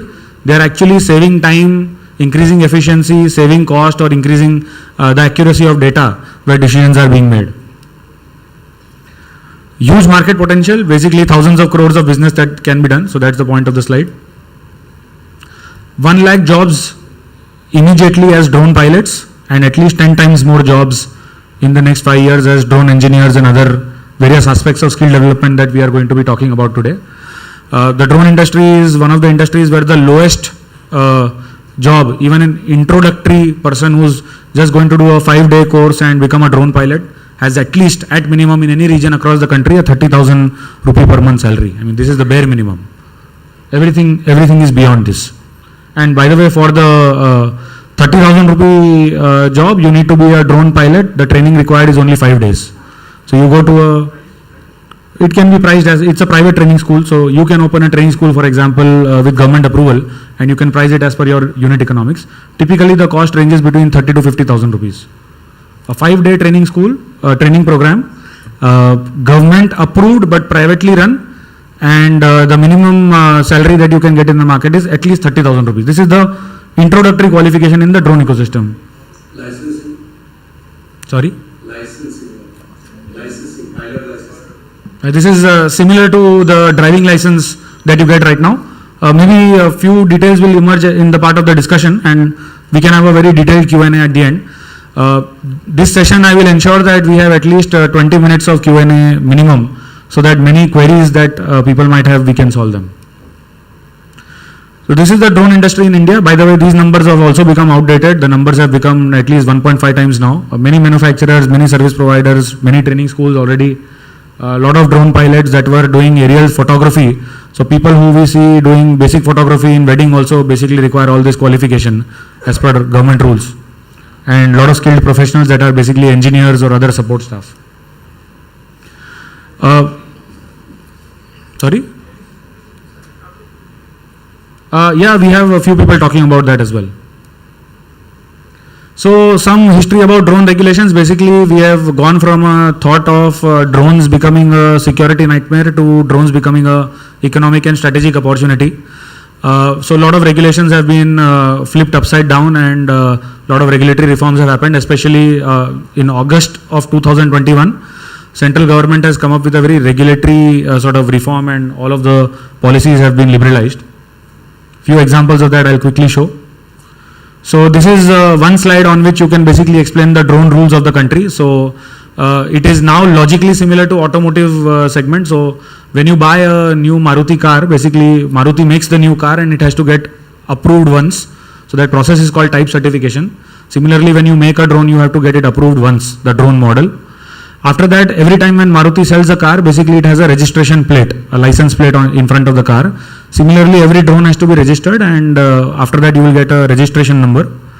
Every person who drives the car basically requires a driving license. Similarly, every person who pilots a drone requires a drone pilot certificate.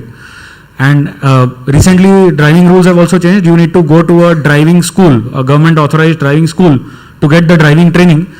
Initially, it was that you can learn it on your own and just go give an exam. Recently, those rules are being changed now. So you go to a government authorized private drone training school, do a training, and after that you get the drone pilot certificate or the remote pilot certificate. After all of this, you may crash your car, so there is a requirement of insurance. Similarly, here there is a third party liability insurance for covering damages that may happen to other people. And similarly, just like cars, if I want to go from here to the airport, I don't need to ask anyone any permission. So similarly, that region in India is called green zone, where if I want to fly a drone, no permission is required, including no permission from local police is required in green zone. If I want to drive my car in certain areas, which is your housing colony or office, then of course I need watchman's permission. Similarly, I need the air traffic controller's permission around the airport. And if I want to go drive my car in Rashtrapati Bhavan, then of course I have to be invited. Similarly, there is something called as red zone.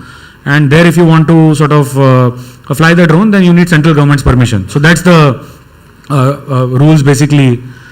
These are some additional details. So this is how the Indian airspace looks like. Basically, the entire country is divided like this into red, yellow and green zone. And green zone, you don't need any permission. Yellow zone, you need air traffic controller's permission. And red zone, you require central government's permission. This is how the map looks on India. So everything that you see green, you can fly drones up to 400 feet with no permission of anyone. You just need to have an approved drone, register it and have a remote pilot certificate from a training school.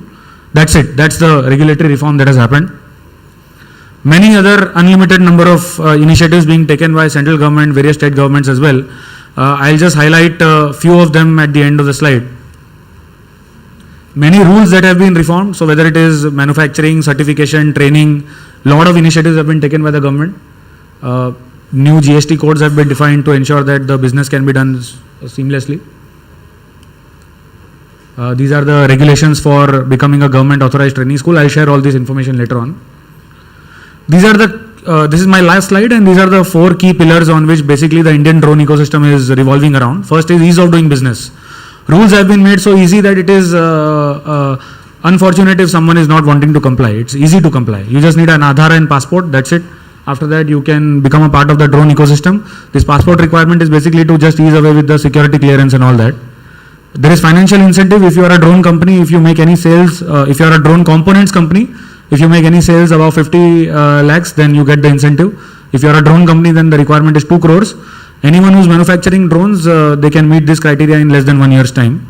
So government, if I make a sale of 100 rupees and if my purchase cost is 40 rupees, On 100 minus 40, which is the 60 rupees, government gives 20% financial incentive.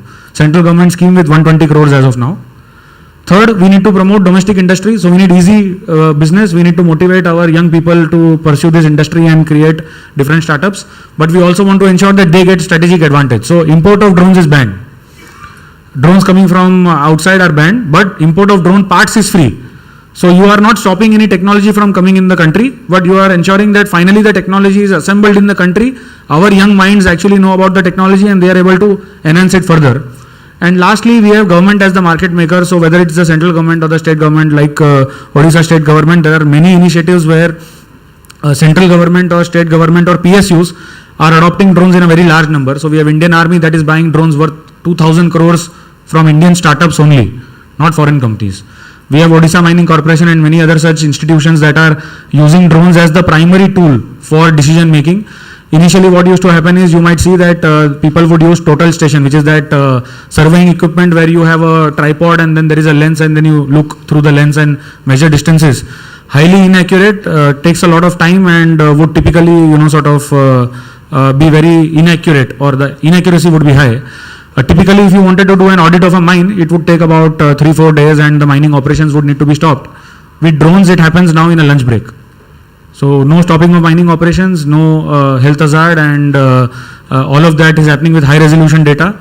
This data, by the way, cannot be fudged, so there is 100% transparency and it is digital in nature, so anyone can accurately track it, trace it, and then make decisions on that. So these are the kind of revolutions that are happening in the drone ecosystem, and more than the skilling, I actually wanted to set the context that it is not just a few use cases that we see in the newspaper or we have seen around, but there are more than 100 applications where right from photography to carrying people, actually drones are going to transform.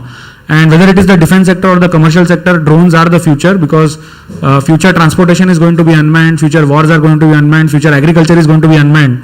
No longer will our farmers need to go into the field and spray pesticides manually and then feel the irritation from those pesticide chemicals on their skin.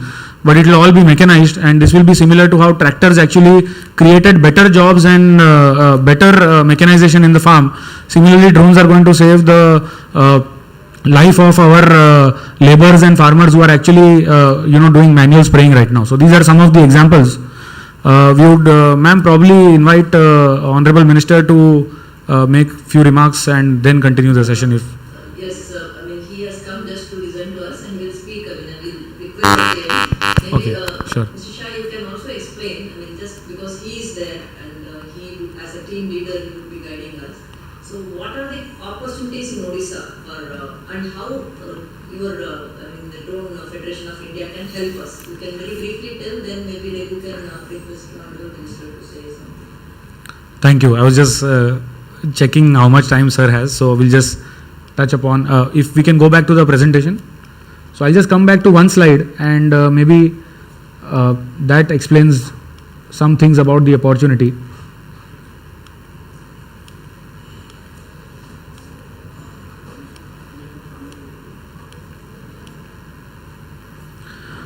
These are the key applications in which drones are bringing impact. Of course, when we talk about Odisha, one cannot miss about mining. So that's one area where a lot of drones are being used. Is there an opportunity to scale that up? Is there an opportunity to ensure that the data that is being captured and the skill that is required to do data analytics and drone operations and all can be very local? It will be very unfortunate to see that if drone companies, okay, they can be located across the country, but the people who are deployed in these drone mining operations, they have to be local, because naturally that is the advantage that the local youth has to get. So mining, one of the largest sectors where drones are being used. Surveying is another sector where the entire state, in some of the other examples, whether it is Andhra Pradesh, Karnataka, Haryana, the entire state, the new base map is being created by drones. So there is a huge opportunity for surveying and mapping. And agriculture, of course, is another area. Yesterday, I met someone who was saying that agricultural activity is also a big thing in Odisha. I was very hopeful. Sir, I'll just share one key remark where agriculture, how drones are making an impact. Typically, when we want to spray a pesticide in about 1 acre of land, the general thumb rule ratio is that we use 200 liters of water with about 8 to 10 liters of pesticide. And then it takes any labor about 1.5 to 2 hours to spray it manually using backpack sprayers. With drones, 90% water is saved. So you need just 10% of the water out of the 200 liters. Pesticide is 70%, so the ratio is drastically changed. But the time that is required for spraying in 1 acre is only 7 minutes. This time when the spraying is happening, the person who is controlling the drone is 300 meters away from the area where the spraying is happening. So there is no possibility of that pesticide coming on him and then that person, having any skin diseases or any other life-threatening diseases. So that's one of the segments. And there is already a central government scheme which is implemented through the state, of course, the submission on agriculture mechanization, where for buying these drones there is up to between 40 to 100% subsidy. So this is a center and state partnership scheme which is being rolled out in various states, where let's say we popularize this technology and we want to give it out to all our farmers. Of course, when I say farmers, end farmer will always be the user of this technology. There will be local entrepreneurs that will give the services to farmers. So we can take the benefit of the central government policy liberalization and the proactiveness that we have in the state to ensure that we can further take that policy and implement it across the state. This is just one example. Now, as a state government holistically, what can we do about drone technology? The most important thing is skilling. Because right now when we talk about skilling, I showed 50 plus training schools across the country, but all of them are only focused on that 5-day to 7-day training program on flying drones. When I talk about a drone pilot, for every drone pilot, there is a requirement of at least 7 more people who are going to be either manufacturing, maintaining, data processing, or generating various types of maps. So can we look at the other 7 jobs that are required and not just that one job that already is being undertaken, including in Odisha. So skilling is one of the most important things. Second, while this may be covered under aerospace, but it takes only 4 people and a room to build the first drone. So there is a possibility of developing an entrepreneurship model. And typically when we talk about the aviation ecosystem, it's seen that, Airbus and Boeing, it's very difficult to, get into that aerospace grade manufacturing and then building solutions for that.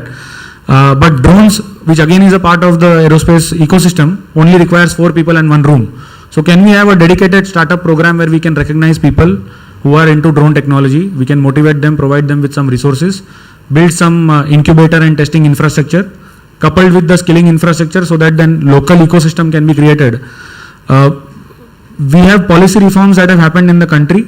Globally, when we see other countries, they were having all these policy reforms 10 years back.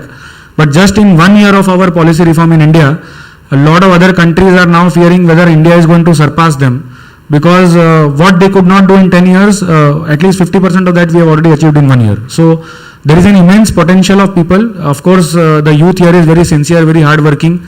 The entry barrier to start a company in this industry is very low. The amount of resources required is very low. So a dedicated hand-holding will be very important. And as the drone community, I am sure all of you will support us. And as Drone Federation of India, what we would like to do is we would want to walk this talk with the government on an everyday basis.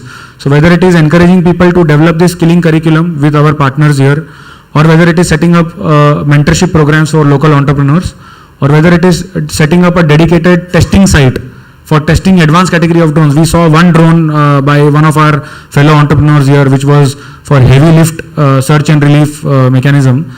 That one was flying, but we need many more to fly, including he requires a lot of testing infrastructure. So we would want to have a very active collaboration with the state, and we would request, sir, your guidance to ensure that this technology, which is very early across the India, to become a hub. There are many advanced testing areas and defense areas already in Odisha. Why not a aerospace testing area and aerospace ecosystem as well? So with your guidance and ma'am already being there, I think we will be able to accelerate this much further. So that is a few suggestions. Maybe if few of you want to take 1 minute each. Yeah. Just one more suggestion, sir. So I believe most, many state governments in India have started incorporating their own, drone corporations within the state. And generally what they end up doing, once they've established a corporation, they also invite different startups who are, looking at different, catering to different applications within drones for some sort of empanelment. To kickstart this, ecosystem at the state level, perhaps a corporation could also be formed. I'm sure, there may be some work that's already underway. And then, Drone Federation and companies like us who are working pan-India can definitely contribute and be part of that, corporation and assist you in terms of increasing the adoption of the technology on the ground. Since it's growing at such a fast pace, we all have to move pretty swiftly. So I think that could be one of the suggestions from my end. I am Pankaj, CEO of Paras Aerospace. Sir, just drawing some analogies or similarities from our international experience, both in Singapore and South Korea and various countries otherwise, there are very fastly every country or state are coming with, like Smith said, drone testing infrastructure, but there could be drone technology parks as well. So it's very easy, simple to build or dedicate certain spaces. So there could be a lot of option for a lot of industries to commonly use the infrastructure to develop a drone technology park, and then it could benefit both the skilling initiative as well as the manufacturers and the new startups that could be coming. Thank you. Yeah, good afternoon, sir. My name is Venkat. I am from Gram Tarang Centurion University. We opened the first RPTO, Remote Pilot Training Organization in Orissa. So the RPTO is currently functional in Parlakamundi, Gajapati, and we plan to open 2 more RPTOs, one in Bolangir, another one in Bhubaneswar. And our plan for the next 3 months is to train at least 1,000 drone pilots in the state of Orissa. Thank you. Any other suggestions? Just one last minute. Just a quick one. I think Odisha is located at a place where there is Paradip port.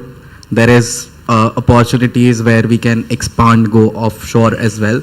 And drones have proven themselves to be useful in these locations. Obviously, great suggestions on the testing sites, and similar models are being replicated state-wise. We ourselves as a company have tied up with Government Polytechnic.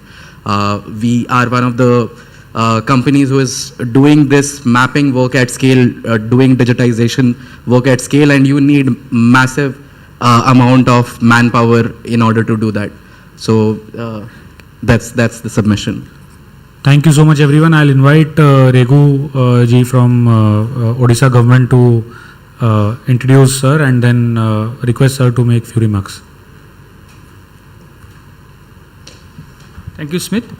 I would like to, on behalf of all of the audience present here and the panelists here, I would like to invite our Honorable Minister, Sri Prithviranjan Gadai, Minister for Skill Development and Technical Education, Government of Odisha, and Minister for Rural Development on stage. And I would like to request Sir to provide us guidance on how we can take forward the drone ecosystem in Odisha. Sir.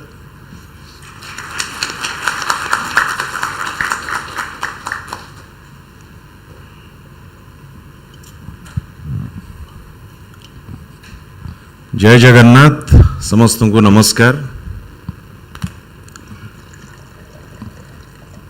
friends sitting on the dais,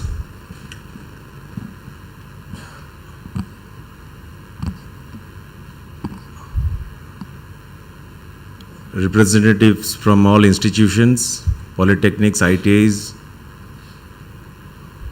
corporate sector, media persons, my principal secretary over here, DTAT is here. So today is the final day. So first of all, let me know the experts from drone industry. What is your view about this program, the Skill Conclave 2023? It's the first of its kind in India? Absolutely. So I've actually been to a couple, but the kind of scale and the infrastructure and the way it's organized, I think it's the most professional skilling event I've ever been to in the country. So kudos to the entire government to do. So I request to thank our Honorable Chief Minister, our visionary leader, under whose leadership we did this program. My Principal Secretary, DTAT, and all the department members, thanks to them. Their relentless effort in making this program successful. And so people like you, who are expert in your field, your knowledge, your experience, your expertise, your vision, the objective of this program is all about this, to guide the state in our vision planning, because our state is in a transformation mode in the field of agriculture technology, science, sports, service industry, manufacturing sector, everything, mining sector, which you was talking about. Apart from this, there is huge stride you are observing in the, because all our youth were sitting over here, in the field of not only in politics, not only in sports, in innovations, creativity, technology, environment sustainability, leveraging disruptive technologies. This changing scenario has led to this, a conclave, to organize a conclave like this, where we have to march as per the market requirement. This is a market-driven economy. The main objective is to enhance the human capital and the intellectual property. Now technology is with you. Every day, as Mr. Chirag said, every day swiftly things are changing, very fast it's changing. So we have to adapt the latest technology and to skill our youth of our state. So Odisha has taken the lead in this area, skilling the youth, giving a message to the entire globe, entire nation. In the coming days, entire nation, entire globe, I think you must agree to that, they will depend on Odisha for skilled manpower. Honorable Chief Minister Naveen Patnaik leadership has given this clear vision. It was a clarion call by our government under the leadership of our Chief Minister Naveen Patnaik. And this is the need of the hour. When investments are pouring in the manufacturing sector, service sector, education sector, the time has come. We have to fulfill the requirement of the market, and the gap between the employer and the employees, no doubt the gap needs to be minimized. So the main objective of bringing everybody together in this Skill Conclave platform, because Skill Council members, I think, few of the members, I think, present over here. So we need a lot of deliberations more with all the Skill Council members, lot more to do. So drone technologies, all policymakers, corporate houses. So this is just the beginning, I think. Odisha has taken the lead.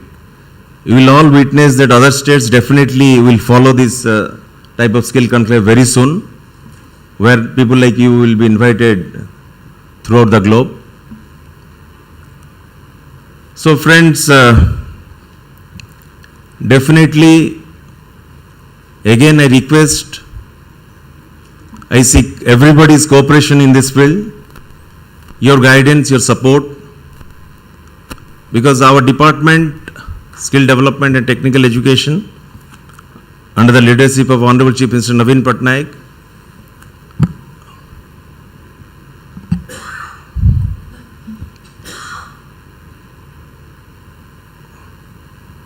will be waiting for your guidance and support in this field. So in coming days, definitely, Odisha's skilled manpower will become the pride of the nation, where our Chief Minister's quote is, definitely people will ask, either you are only skilled or skilled in Odisha. It's now is a global brand. So thank you very much. Bande Utkal Janani.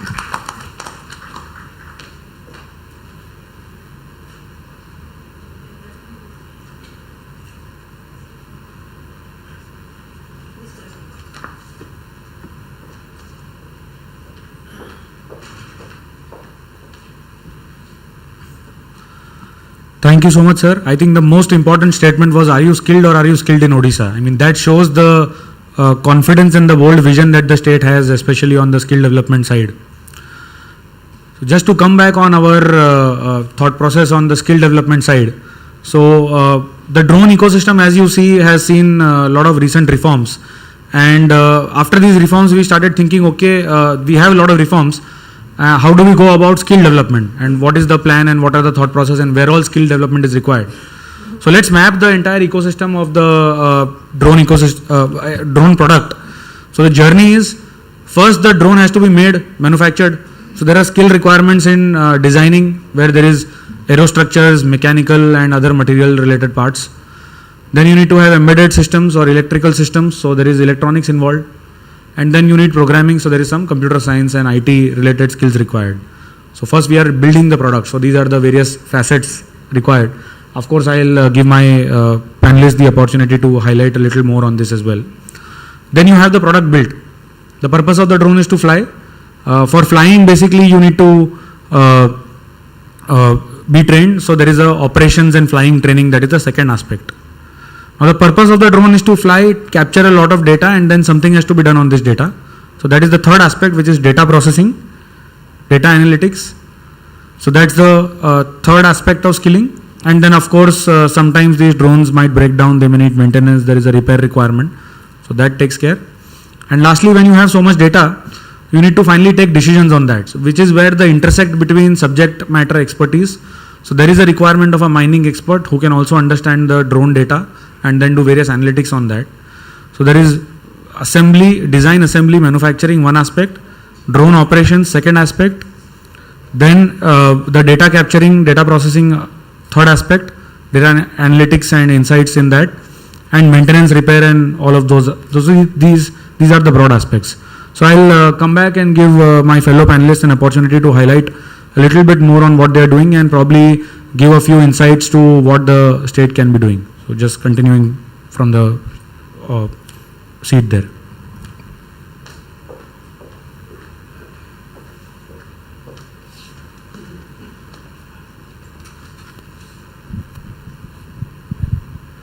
So we have a host of panelists with us. So we have Pankaj from Paras Aerospace, who is a manufacturer. Then we have Mr. Infant Joseph, who is representing Zupa Drones. He is another manufacturer. So first let's hear from the manufacturer that when they want to go about designing a drone and then when they want to hire people around it, so what kind of skills are they requiring? So to Pankaj first and then Mr. Infant, maybe in a couple of minutes you could first identify what you are doing as a business, what your focus areas are, and then what kind of people you are looking for. So Pankaj first, you can go ahead. Thank you, Smith. So just to start with, I would like to give a brief introduction of our company. So we are part of the Paras Defense Company. We are a listed corporation. We are more than 30 years into defense, space and aerospace manufacturing.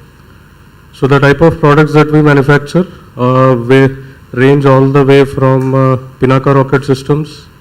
Then we manufacture hyperspectral cameras for the Indian Space Research Organization. We also do a lot of battle tank applications, battle tank manufacturing. Then we also, the last contract that we had got was to manufacture the submarine periscope for one of the most strategic class Indian submarines. And added to that, we have started the drone vertical, which is headed by me. So I work primarily in the government. I was both with Ministry of S&T and DRDO. So with that expertise, we have started Paras Aerospace to manufacture drones all the way from 250 grams until 5 tons, variety of aircraft. And I also have an additional designation of being an associate professor at a CSIR university. So I handle both scientific research as well as teaching. So maybe there are some requirements which I could mention here. But what is the opportunity size? What are we looking at, and how is that skilling very important at this particular point of time? As a company, we also have 5 global offices. We work from US, Canada, Singapore, Israel and South Korea.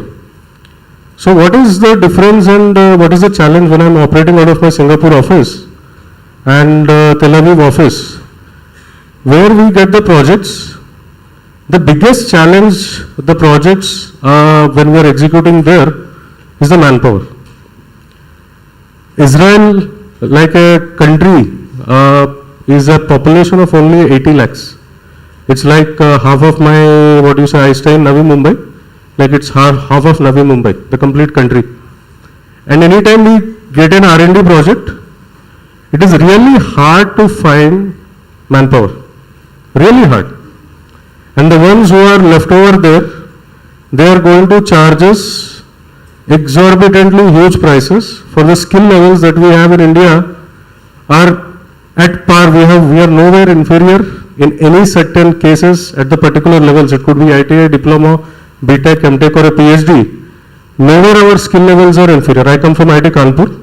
I have graduated from IT Kanpur and I have seen the technology. I'm a mentor there. I'm a placement coordinator, counseling service coordinator.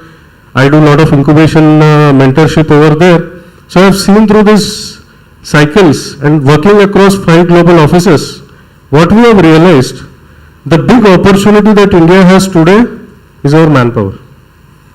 It is only the proper industry-academia interconnect. Like if you talk about the IITs, what is the real big difference is that it is the same person who is going from the same city, the same building to one to the IIT, the other to the same. Is there any real big difference? Nothing. There is only the skilling and the industry connect that has to be properly established. That if it is done using the ITI and Polytechnic infrastructure, we could be very, much successful for all the global projects. Just to start on the drones, like the revolution that has happened, I will take you to the time when we were in the time frame of 1996, 97, where there was a revolution in the Indian IT services sector. So similar phase we are going through the Indian manufacturing revolution. So there are going to be a lot of requirement of skilled manpower across various disciplines of engineering, not just aerospace. For a drone, the fortunate thing is anybody, electronics, electrical or any type of mechanical, it's very fair. I was an aircraft system director for one of the very large Indian aircraft project. So we very famously say that in airspace, A to Z of all technical disciplines are covered. So there is opportunity for everyone, right from software until electronics, electrical, mechanical. So this is one particular field where there is no limitation on whatever, discipline that the trained or skilled manpower is coming from. 1,000 employees in each space. So we have been doing this for the last 30 years. Now the drone vertical has started and we have more than 200 people who are addressing both the domestic and more primarily the international requirements. So all the international certifying agencies or the customers from the international companies do visit our factories, and there are, I would say, the technical skilling level as such, more or less every technical institute is going to train them. So what I feel one addition that could be done is the possibility of having either a center of excellence from the company in your campuses or allowing your students to come for an internship, make internship of, let's say, 1 month or 2 month mandatory for all your skill training, gives a lot of value add. What is the gap between an unplaced student and a student who is well placed is only that they have a little bit of industry awareness, and that small gap puts them well ahead of the curve when they are going for placements. So if you are able to address this one particular challenge as to how do you get the industry expectations right into the candidates, development or the skilling set, if it is somehow imparted in the last 2 months of the course, let's say if it is 6 months and the last 2 months are given for the full-fledged industrial manufacturing training, then their chances of better and more higher package will be very large. So that's in very short from me, and I request Smith to take it forward. So we've heard from Mumbai-based company with global presence that they have 200 plus engineers looking at engineers or technical people from across all streams. Let's now move to Mr. Infant, whose company is based out of Chennai. You can briefly introduce about what you're doing and then what kind of people are you looking for right now. We'll also come to the gap and what can be done in the later part of the conversation. Hello. Hello. So I am Joseph Infant. I am representing the company Sogen, and we are based out of Chennai. And we are the people manufacturing end-to-end technology. Because our partner Zupa is a 7 years old company. They were into telematics and IoT platform. As far as drone is concerned, market is really huge. There is no doubt. But most of the companies certain PCP module and the embedded software, we are totally dependent on foreign countries. Because especially in the heart of the drone, which is autopilot. So very few company in India is manufacturing those kind of autopilot. So because when you take these applications to armed forces, they look for Indian autopilot because of the high data security. So now what we try to say is think globally and act locally, because we need to encourage students how to develop the technology in house instead of say for example take this example we have our own telemetry system which is used in drones. So this is we develop on our own. So when we need people who can develop the technology on their own, because we have a proprietary technology which is called a DPCC. So based on this architecture, we have developed our own autopilot. So and moreover, when you talk about the product line, we don't have any high-end or heavyweight drones. We are into micro category, and which is certified very recently, type certified. And now the product is available for RPTO, they can train students and with lot of RPTO which are coming up. And if you talk about the production, we have got 40 plus members currently, and with that capacity we could make at least 75 drones in a month. And look at the market, and we plan to increase our production volume. For that we need people in every area. Say for example, even though if you take production unit, we need to have a ERP guy, we need to have a assembly guy, and this quality system and indoor flying. So if you take each and every area, we need a lot of manpower requirement. So currently we don't get people on it because everybody comes as a fresher, and wherein in-house we are teaching them what is drone, what are the electronics available, how it's being designed. So those things we find a little gap, the student is not ready for the market. So what we try to emphasize is we can use drone, or we can utilize drone in the school level or in the college and polytechnic, so that people will understand what is drone, what are the components available, how does it function, what are the technology involved. So that will help you to learn much about it instead of coming to the industry and learning things. So these are the areas where we find we need to have a lot of people. At the same time, we are ready to approach all the colleges, especially in Tamil Nadu. We ourselves approach all the colleges, especially engineering colleges, with the aeronautical and mechanical and electronics department. And we give them voluntary, we approach them and give them training and explain and giving them orientation, everything. But that too sometimes they are very give a lot of excuse, exam is going on, seminar, so many things. So when we need to invite this kind of industry people when they are willing to come down for a training and kind of orientation. This will help you students a lot. But when we do this kind of things, the students are really welcome because they are so close and they ask a lot of questions. They are so enthusiastically participating. So that's what the two areas which we want to set up on, because as far as manufacturing is concerned, we need to have a lot of people.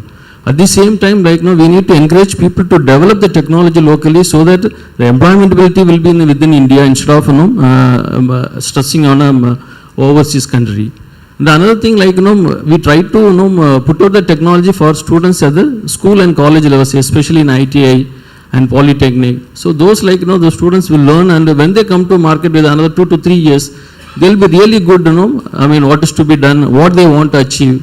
So they will have a real open eye, which you cannot expect. They will give a very good idea. That's we have seen it practically in our assembly section. So these are two areas we want to touch upon, so that the industry will really grow, and because the more we get it more quickly to the organization, school and institution level, that will give a lot of advantages. Thank you. So we have manufacturers from Bombay and Chennai, sort of talking about the skill requirements. So let's introduce someone from the Odisha state itself. So we have our friend sitting in the first row, Mr. Satya, who's the CEO of Bonvi Aero. Why don't you come and join us and share your experience? Why people are talking about skilling and the people manpower requirement from outside the state? What has been your experience within the state? And we'll have him join us and talk about his experience. So Satya, why don't you share your experience specifically about what you're doing, short, and then about the kind of people that you are engaging with, what type of people you require in the team. And I introduce him purposely so that after the session, after today, if you have a lot of questions, you have a person within the state directly available. So it will not give any of you an opportunity to complain that, okay, people came from outside the state and they gave some gyan and went away. So we have someone in the state also.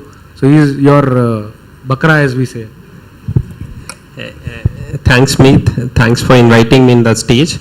Bonvi is building aerial mobility, ecosystem, and we are saying that if there is an unstructured form of transportation and that exists anywhere today, so Bonvi can go and form a structured form of transportation in a very shortest time. So just to give you example, unstructured form of transportation exists in hilly areas, in areas where you see a natural disaster or any calamity happens, then your existing infrastructure is no more available.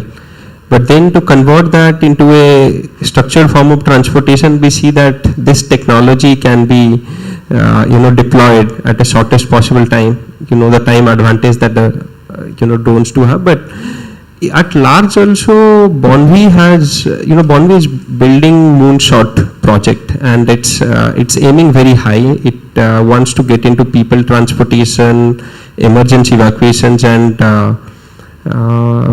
medical casualty evacuation into those areas. But again, it requires somewhere to start, and where we have started is a 50 kg lifting ability drone. So the payload capacity is 50 kg and this can go 10 kilometer distance. So maximum is up to 40 kilometer, but what we have been able to commercialize right now is a 10 kilometer distance drone, and which is what you saw our Honorable Chief Minister not only just launched but flown the vehicle as well. Right. So I'll tell you a little bit, as in I was out of Odisha for 17 years and I studied from BITS Pilani. Since then, I was not in Odisha. When I returned in 2021 here, I just came to set up kind of a testing facility for us, and I thought that maybe manufacturing is something that we will design, development and manufacturing, those we will explore, but let that unit be in Bangalore initially. But after coming and interacting with the ecosystem, I saw that there are many things that is possible here, and the prototypes that we have built is fully built in Odisha. So these days I say, make in Odisha, made for the world. Yeah, so thank you. Thank you, Satya. We heard about the manufacturing requirements and the experience. Now let's go to people who are actually doing the skilling part. So first we have Mr. Venkat, who's from the state. He is running a remote pilot training organization that is a drone school that is equivalent to a driving school. So I'll introduce Mr. Venkat to talk about his experience. What are you doing right now and what are you looking at from the skilling aspect, and especially I think you have a core focus on agriculture as well. So maybe you want to give that a little bit more emphasis. So good afternoon everyone. I am Venkat, Managing Director, Gram Tarang. Gram Tarang is a agri-fintech company, and Gram Tarang is actually a social enterprise of Centurion University. Okay. Our university is the first skills university in Orissa, and we are also a state private university. Okay. Now, Gram Tarang, we are basically into fintech, and we got into agri-tech just last year. We are active in this space. And we work with General Aeronautics Private Limited. We basically use their drones. So in Agritech, we basically started a agriculture drone cluster in Bargarh district. So basically, agriculture drone cluster is a 2 BHK, 3 BHK house which we take on rent, and there we deploy 5 to 6 drone pilots and then a supervisor, and then we deploy drones as well, and then we offer spraying services. So based on our experience in Bargarh, we started 25 drone clusters across 6 states of India. So currently we are operational in Andhra Pradesh, Telangana, Maharashtra, Karnataka, and MP, Madhya Pradesh also. So the response is very good. As Smith rightly pointed out, if you want to spray agrochemicals in a 1 acre land, it will take you 4 to 5 hours time. But if you use drone, it will take you just 5 to 6 minutes. Okay. So it will benefit farmers immensely. And our mother campus, Centurion University mother campus, is in Parlakamadi. Parlakamadi is part of Gajapati district, one of the most backward districts in Orissa. And in Gajapati district, under our School of Agriculture, we have close to 300 acres of agricultural land. And in that land, we find it very difficult to get labor to offer spraying services. Okay. So now, for the past 1 year, we are using drones and then we are offering spraying services. So based on our last 8 months experience, we have opened RPTO. So somebody inquired about what is RPTO. See, if you want a driving license, you go to RTO, right? Similarly, if you want a license to fly drones, you have to go to RPTO. You will basically undergo a 6 days training program, and then you will get a license from DGCA. Okay. So Centurion University opened first RPTO in Parlakamadi. And we are, as we speak, we are training a lot of pilots there. And we want to open 2 more RPTOs, one in Balangir and one in Bhubaneswar in the next 1 month. Now the reason why we want to open 2 more RPTOs is, in the coming Kharif season, we want to open 250 drone clusters.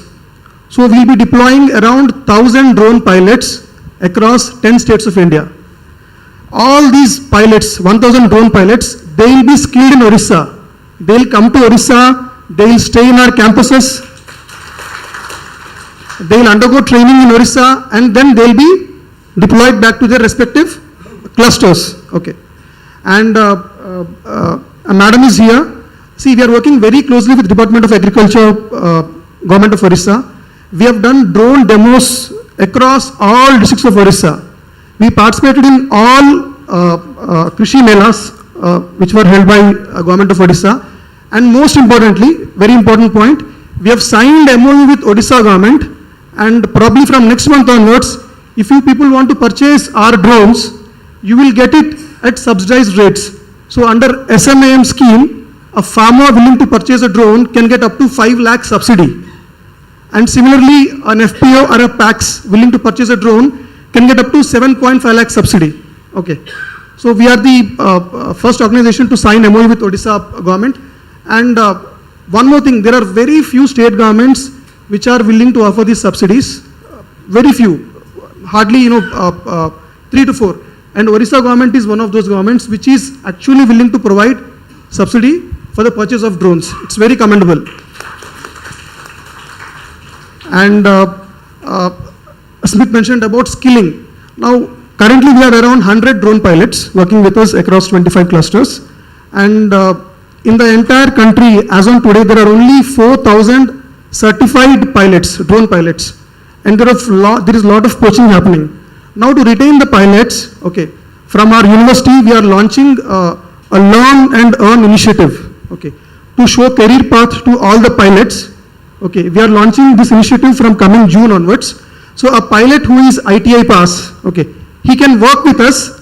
Parallelly, he can pursue diploma in drone technology in our university. Okay, he'll pursue a 2 years diploma. Similarly, a pilot who is +2 pass and a diploma, okay, he can pursue a BTech or a BBA in agribusiness. Okay. Similarly, our supervisors, most of them are graduates. So our the graduates, they can pursue MTech or MBA in agribusiness.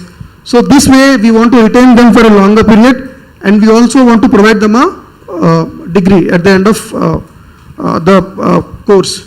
So that's it from my side. And one more last point. As I said, Gram Tarang is basically a fintech company. We got into agri-tech just last 1 year ago. So we basically work as a business correspondent for all major banks in India. SBI, Canara Bank, Union Bank of India, and many Grameen banks are our partner banks. Gram Tarang's partner banks. And we deploy close to 5,000 bank mitras across India. So if any of you wants to purchase a loan, purchase a drone, so we can help you with the loan. Okay. So there is this Government of India scheme called Agri Infra Fund. Okay. So once you avail drone subsidy, okay, so we will help you with the proposal, with the DPR, and we will enable you to avail loan from these nationalized banks at 6% interest rate. We already started doing this, and if any of you wants to purchase a drone, you please approach us, we'll help you. So thank you very much. So this example of subsidy, I'll just iterate. For example, let's say agriculture drone cost 10 lakh rupees. Under the state government, depending on which state government, you will get either a subsidy of 4 lakhs or 5 lakhs. Let's assume as of now 5 lakhs as Venkat mentioned. So out of 10 lakhs, 5 lakhs gone, government will give as subsidy. The rest of the 5 lakhs you get a loan at 6% interest. So in this loan, basically you only need to pay upfront 10% of the loan amount. Typically that's the rule. So out of the 5 lakhs you are just paying 10%, which is about 50,000 rupees. These are just typical numbers. Changes depending on the bank. So for a 10 lakh rupee drone, when you want to procure the drone, the upfront cost is 50,000 rupees. So that's the kind of support that center and state together are coming together to sort of bring about the revolution of this technology in the agriculture side. And to avail the drone loan, there are two prerequisites. One is a drone pilot certificate. So you need to get a certificate from authorized, an RPTO, and then you should have a good CIBIL score. That's about it. Banks are more than willing to give loans. There is a pressure from RBI to extend loans. Okay. So anybody willing to purchase a loan, we can easily facilitate. No, it's credit guarantee interest subvented scheme. So it is usually fixed interest rate. So the rate of interest is basically 9%. Based on your repayment, you will get a 3% subvention every quarter. So technically you are paying only 6% rate of interest. Okay. This is a part of Agri Infra Fund, Government of India scheme. So lastly we come to Mr. Chirag Sharma, who is the CEO of Drone Destination. They run drone training schools across the country and a wide variety of other courses as well. So Chirag, I'll just request you to slightly highlight more than, so of course you talk about what you're doing and the drone training aspect, but also about the other courses apart from the flying training on what all is required, what all can be done, a few thoughts on that. Thanks, Smith. Yeah, so thank you, Pari Madam and Regu sir, for inviting us here at the conclave. So my name is Chirag. I'm the CEO of Drone Destination, CEO and founder for Drone Destination, and we have another company called Hubblefly, which manufactures drones as well. As Drone Destination, currently we run the largest network of DGC authorized training schools across the country. We're present in about 11 cities. So out of those 4,000 pilots, some 1,500 plus pilots have been trained, with our, through our network of training, centers across the country. We started India's first drone training site in Manesar, Gurgaon with, a very reputed, so, we had Mr. Chokyal from RGNU here. So IGRUA was our first drone training partner. IGRUA, Indira Gandhi Rashtriya Udan Academy, which is the only flight training organization under Ministry of Civil Aviation. So with IGRUA, we run 6 centers, and in the new drone rules we opened up, we became the first drone training organization, or an RPTO in this essence.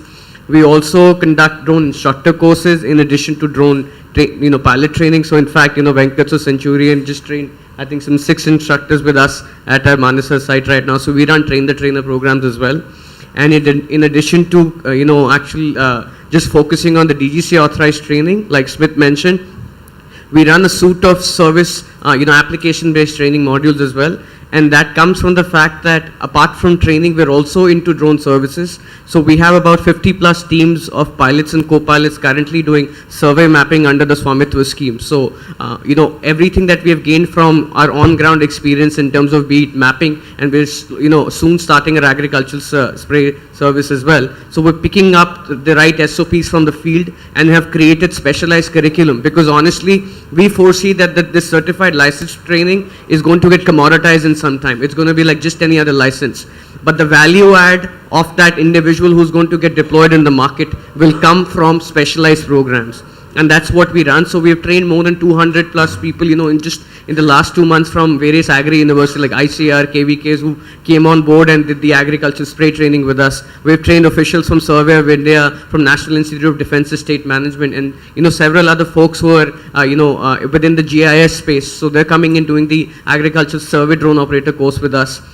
We incidentally became the first drone training partner with NSDC, and we have our course outside of the NSQF framework. NSDC and us, together we do joint certification through their Skill India platform for these application-based courses also, which is outside the purview of a DGCA authorized training network.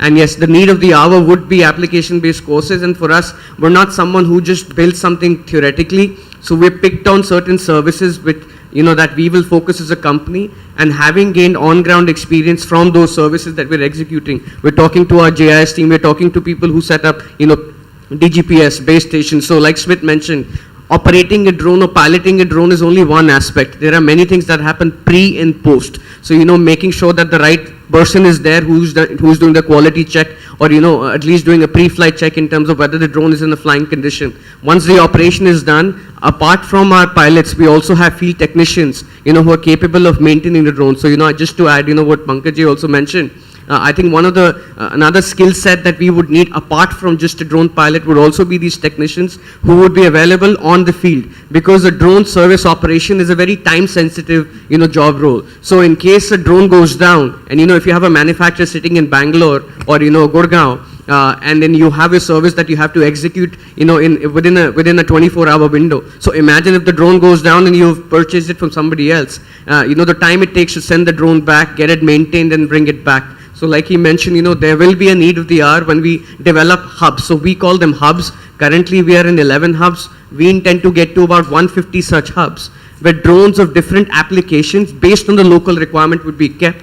And apart from the certified training and application-based training, we'll have technicians, spare parts, everything available, so that the service industry in general, the end customer, does not suffer, any supply chain issues when it comes to addressing any such needs during the operational, capability. So one thing that I would definitely request, when I go and visit different state governments as well, and where in fact we have onboarded about 60 plus ITI kids who are working with us right now, who started off as co-pilots. We did a similar program with Government of Himachal Pradesh. We hired tons of ITI students who are working with us as co-pilots, and some of them have got upgraded to the actual piloting roles as well. So we see this as a journey, something, but as a skill set that is still a challenge for us that we're trying to address, is these people need to love outdoors. So, most youth who gets overqualified or, builds some skill, it wants to go and run in air-conditioned offices, right? They don't want to stay on the field. So, there is one big challenge as an industry for all of us that we have to also look at,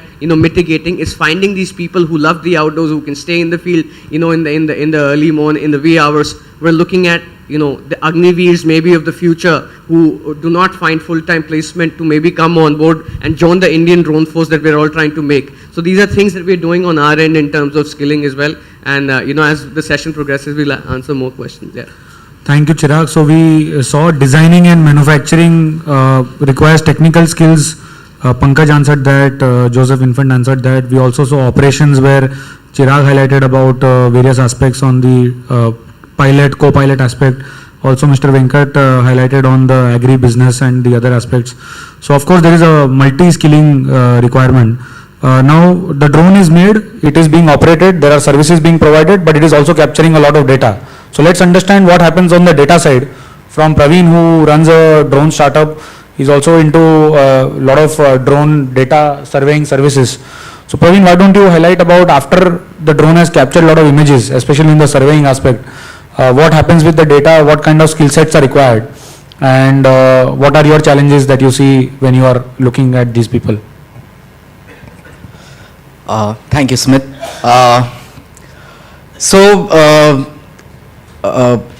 Everything that drones are solving today is optimization. It's incremental, upgradation over existing technologies, be it agriculture, be it construction, be it mining. We are just making those processes much faster, much efficient, right? So the entire ecosystem is working together in order to meet a common vision of making India a drone hub globally by 2030. In that, I think the most important part or the adoption will come only when the industry start accepting drones as a viable solution. And government has stepped in quite a bit for that. So as my friends on the panel have said, that a lot of drones are being operated. We are a company that is also in the process of map digitization and creation of these land bases. In last 4 months, our team has quadrupled, like from a very small team. The numbers are not huge, but still it's a 4x jump in last 4 to 5 months. And that goes to show that there is more and more acceptability that is coming. The challenges that we feel is we are just taking people from the same sector. So for example, we talked about data processing. This is a field called GIS, Geographic Information System, which is a decade-old field, and there are a lot of trained people out there. But how do we make them adapt to the newer technology? How do they understand the nuances of this? So I think Chirag mentioned that application-wise training courses are going to help a lot in that. And in our little initiatives, as I mentioned earlier, we are also trying, to talk to various institutions, whereby we can do these hands-on courses, probably a 3-month-long courses, than just training courses. So it's a lot to do with the technology, understanding computing, understanding geographic information systems, and then creating analytics out of it. Another good example would be, I mentioned that we have Paradeep Port here, a lot of pipelines that are coming out. I think as a national vision for pipeline monitoring, nobody is going to physically visit those pipeline. There is already a PIDS, pipeline intrusion detection systems, that all pipelines are getting installed with.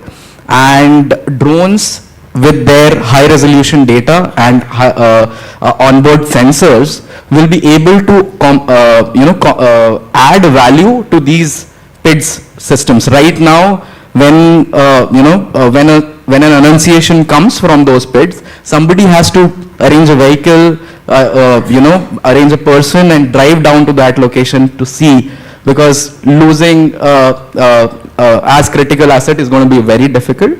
So person literally visits. With the drones, it would be possible that automatically there is some trigger that has come, you launch it, and that is what data analytics and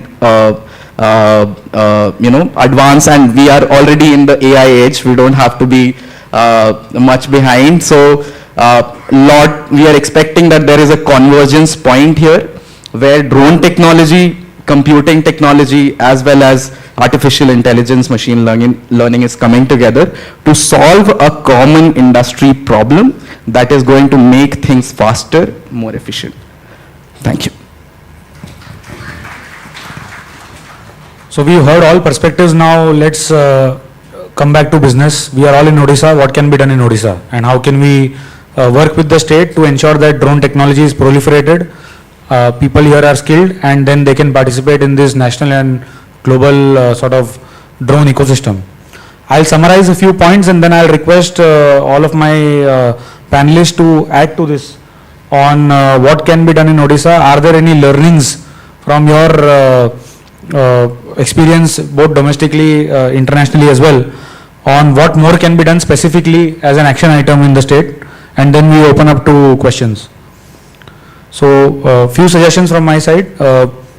Of course, a drone park, as someone suggested, can be created to ensure that the startups, especially in the drone segment, can be brought together. A dedicated drone testing infrastructure can be created. This something like a drone park or testing infrastructure, we already signed a MOU. Sure. So drone park is basically a dedicated space with common facilities where drone startups, for example, we have Venkat from Gram Tarang, and we have Satya, and I am sure there will be a lot of other fellow entrepreneurs here as well. A lot of them would require collaboration with each other, learnings from each other. So Satya is building a drone, Venkat is doing skilling. Of course, when Satya looks at more than one product as well, he is making a very big drone right now, but he may also want to make a few smaller drones. There are other people as well. So these people need to work with each other so that this entire ecosystem gets accelerated. So they need to be almost co-located at a common space with common facilities like design, simulation and modeling facilities, or they require a lot of designing softwares and all, but it is not required 24/7. So can it be a shared infrastructure that they can all contribute towards, co-located at a single location?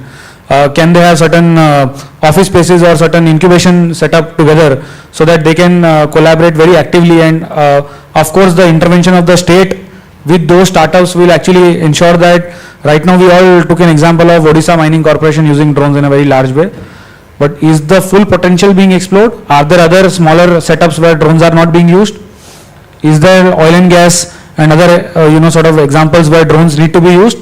It will be very easy for the people from the department to just walk up to this particular drone park or this small cluster, talk to these drone startups, do certain POCs, and then look at a larger sort of roadmap. We have the Paradeep port that you were mentioning. So there is a lot of use case of ship to shore logistics as well that drones can solve.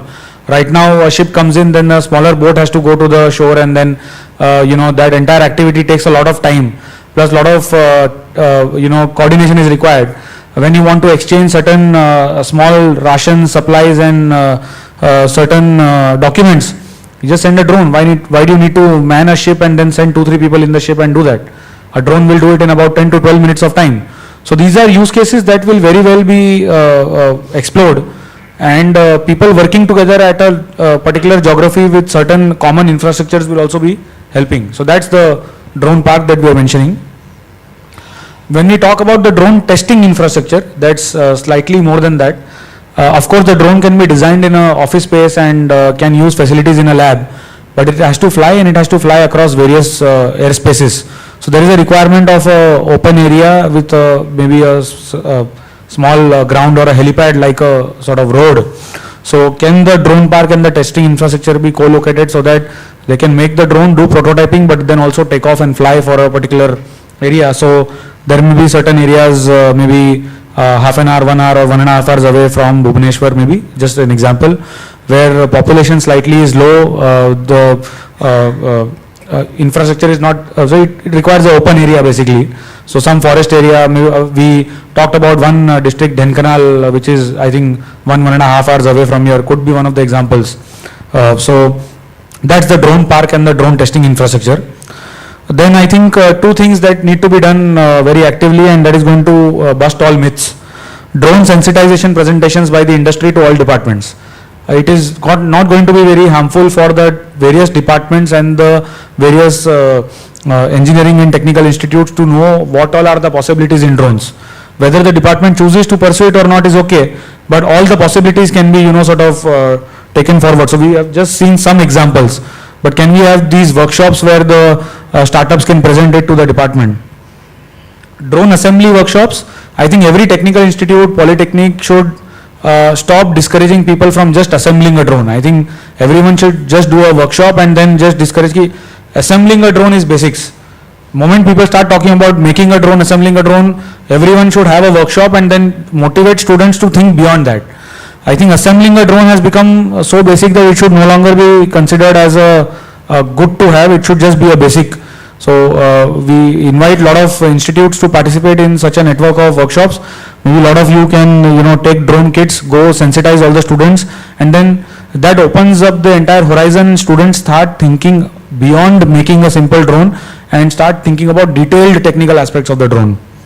Certain elective courses can be thought of. So while it may be very difficult for changing the entire curriculum and bringing large scale 2-year, 3-year programs, of course it will take some time. So better to introduce elective courses. 1 semester elective course on drone technology from mechanical aspect, electrical, electronics aspect, computer science aspect, which focuses on programming, aerospace engineering, if it is there, then that aspect. Further, we can pursue diploma courses, which can be a 1 year, 2 year program, much more in detail. It will take time, so we can have quick wins by having elective courses. And lastly, we should definitely have some industry academia partnerships for the engineering, masters, PhD type of programs, where the number of students will be very low, but they can very hand in hand work with the industry and the startups, so that the students are working on very realistic problem statements and also helping with the research to the startups, so that that research can translate to product and then that product can be commercialized. So I think few of the examples of how infrastructure can be built, sensitization and basic workshops can be done, elective and diploma courses can be taken up. So this will actually help create an entire ecosystem of startups, skilling and detailed technical research as well, and that will all work hand in hand to develop the entire ecosystem in Odisha. I'll just request all my friends to maybe add on to this specifically on idea or interventions that you feel can help in the state. I'm sure I covered a lot of generic ideas, but if you have anything specific. So from that side, maybe Venkat, you can start and then we go across the table. So many companies are selling drones, and then the after sale service is a major issue. Okay. So these companies are located in metros, Bangalore, Delhi, Chennai, and if you want to get your drone serviced or repaired, it's a challenge. So opening drone hangars is very, very important. So we opened a drone hangar in one of our university campuses, and going forward, we want to set up drone hangars in all our 6 campuses across Orissa. So this should be thought about seriously. Yeah, thank you. Just adding to what Smith said, and Smith, I think this is something maybe we could deliberate. So, having traveled across different countries when we were looking at the UAV ecosystem, we realized, India has largely been a service-oriented country, right? We've never been an R&D manufacturing-oriented nation. And in one of my trips to China a couple of years ago, it was very interesting to see that there are cities which only manufacture a certain part of, so as I, visited a particular city that only makes lamps. There's a city that only is making, toys of a particular thing. So I think Odisha in general, the way I'm seeing, the innovation that's happening around here, and the state government genuinely wants to contribute towards Industry 4.0. One of the things could be, if we can request the government and maybe we can decide a proposal, is there, as an industry, we are falling short on subcomponent or component level manufacturing. Is there a particular component that maybe, government of Odisha could pick up? We're short of motors, we're short of avionics, ESCs. Is there something where the government could push and say, look, let Odisha make X component, Y component, and let's have a China alternate for the world as well. Maybe that's something that we could, internally deliberate, and if the government is willing to fund it. Largely when we talk about the drone park, so, we're interacting with Maharashtra, so there's a think tank in Maharashtra that's trying to create a drone cluster as well, where most startups, commonly the issue that they face is the issue of supply chain, the issue of, indigenized manufacturing. And there are proposals being kept in front of the right stakeholders to put money behind machinery. So we're talking of, CNC machines, we're talking of different, different machinery that's basically not readily available.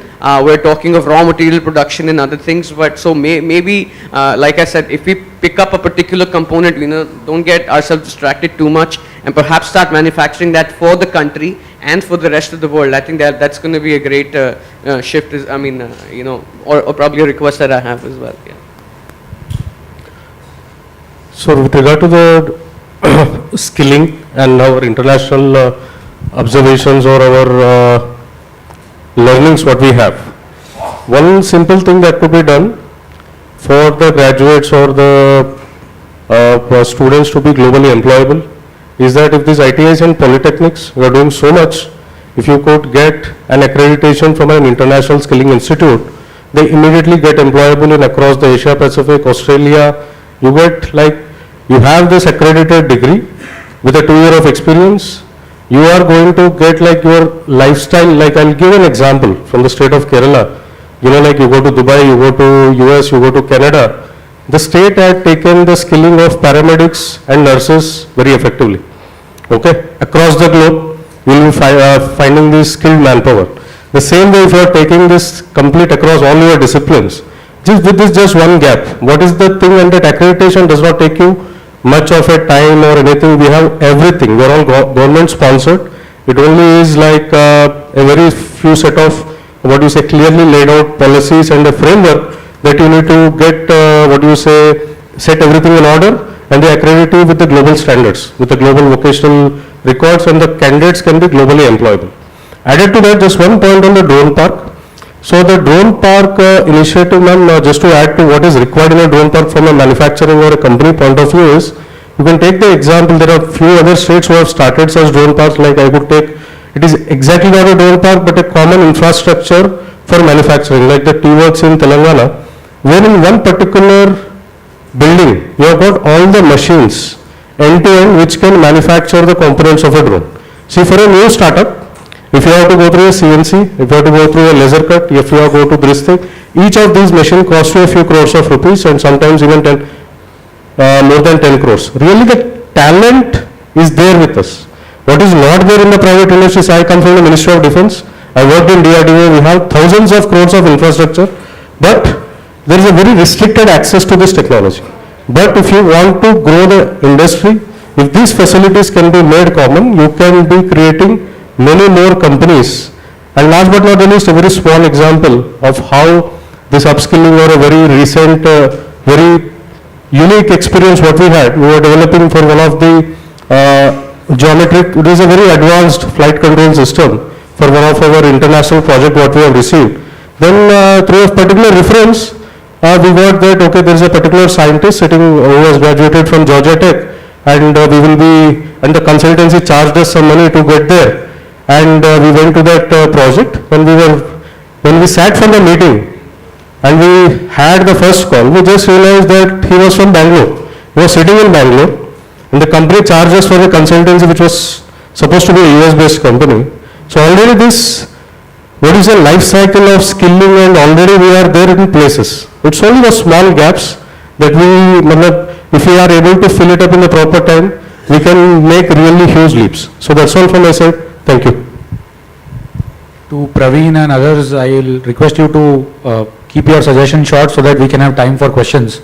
So one thing that you feel we should do in the state of Odisha that can actually help build the drone ecosystem and the skilling ecosystem around drones here. I think most of the points are covered. As you said, one line, if I have to say, around the drone park, it should be a testing site with a runway. Ideally, a small airport which is not in use today, which is outside, could be considered for testing. Obviously, there are models available for shared infrastructure, but in US, there are about 7 to 8 designated site with runway with all the facilities that you need to conduct a world-class drone testing, which somebody can, get all the feedback. How was the weather? What was my flying speed? Obviously, we are getting all the flight controller data, but what about the environments that we are flying? How do we build the most robust drones out there? So that's just a short suggestion.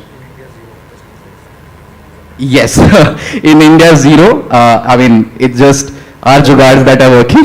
We don't have a testing site right now, dedicated testing site in India. We are hoping now.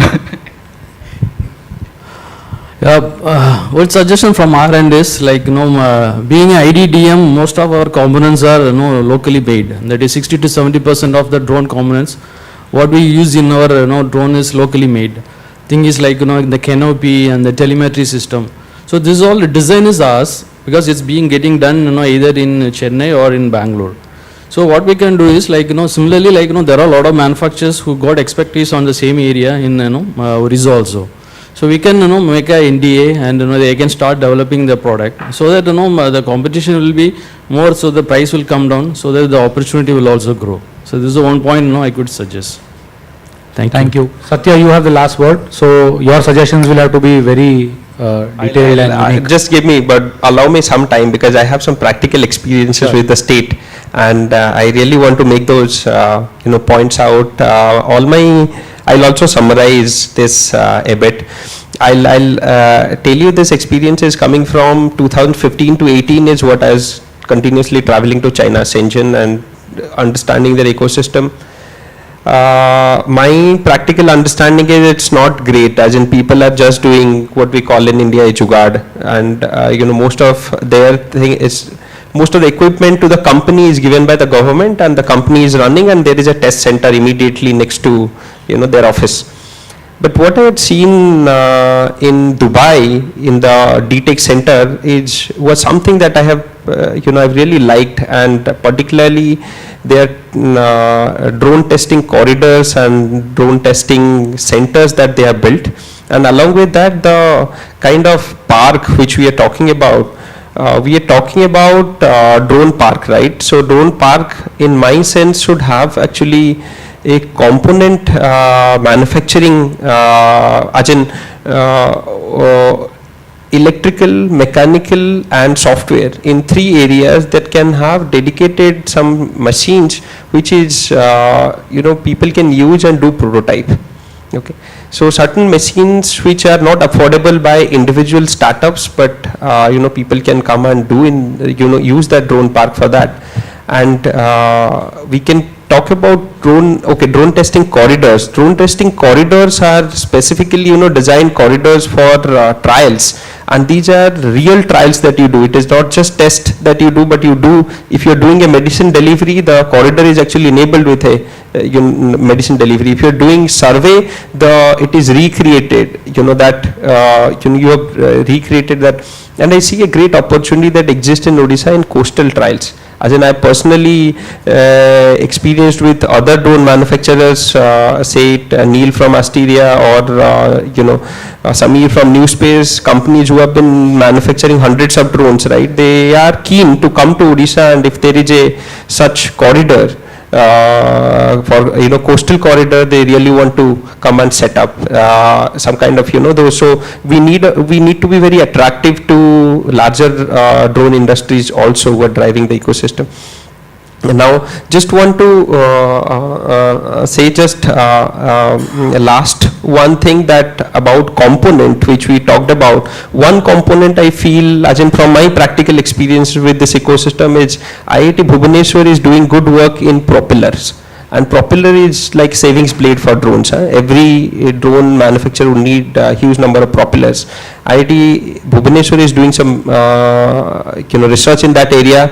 If it can be converted through the ITIs towards the manufacturing, and the ITI students can actually take up it or with the help of industry, and we can put a full-fledged propeller manufacturing industry here. I think we will definitely make a big name there.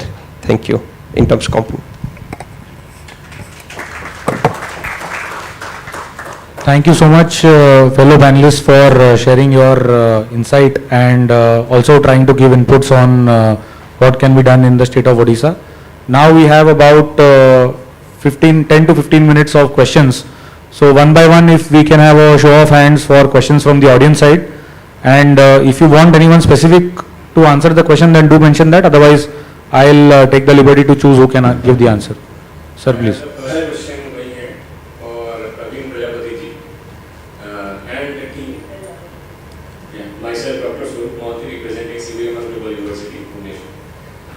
Sir, coming to this drone ecosystem, you all would have done the feasibility study with respect to the Indian ecosystem before venturing into the business. That is what exactly every smart businessman does.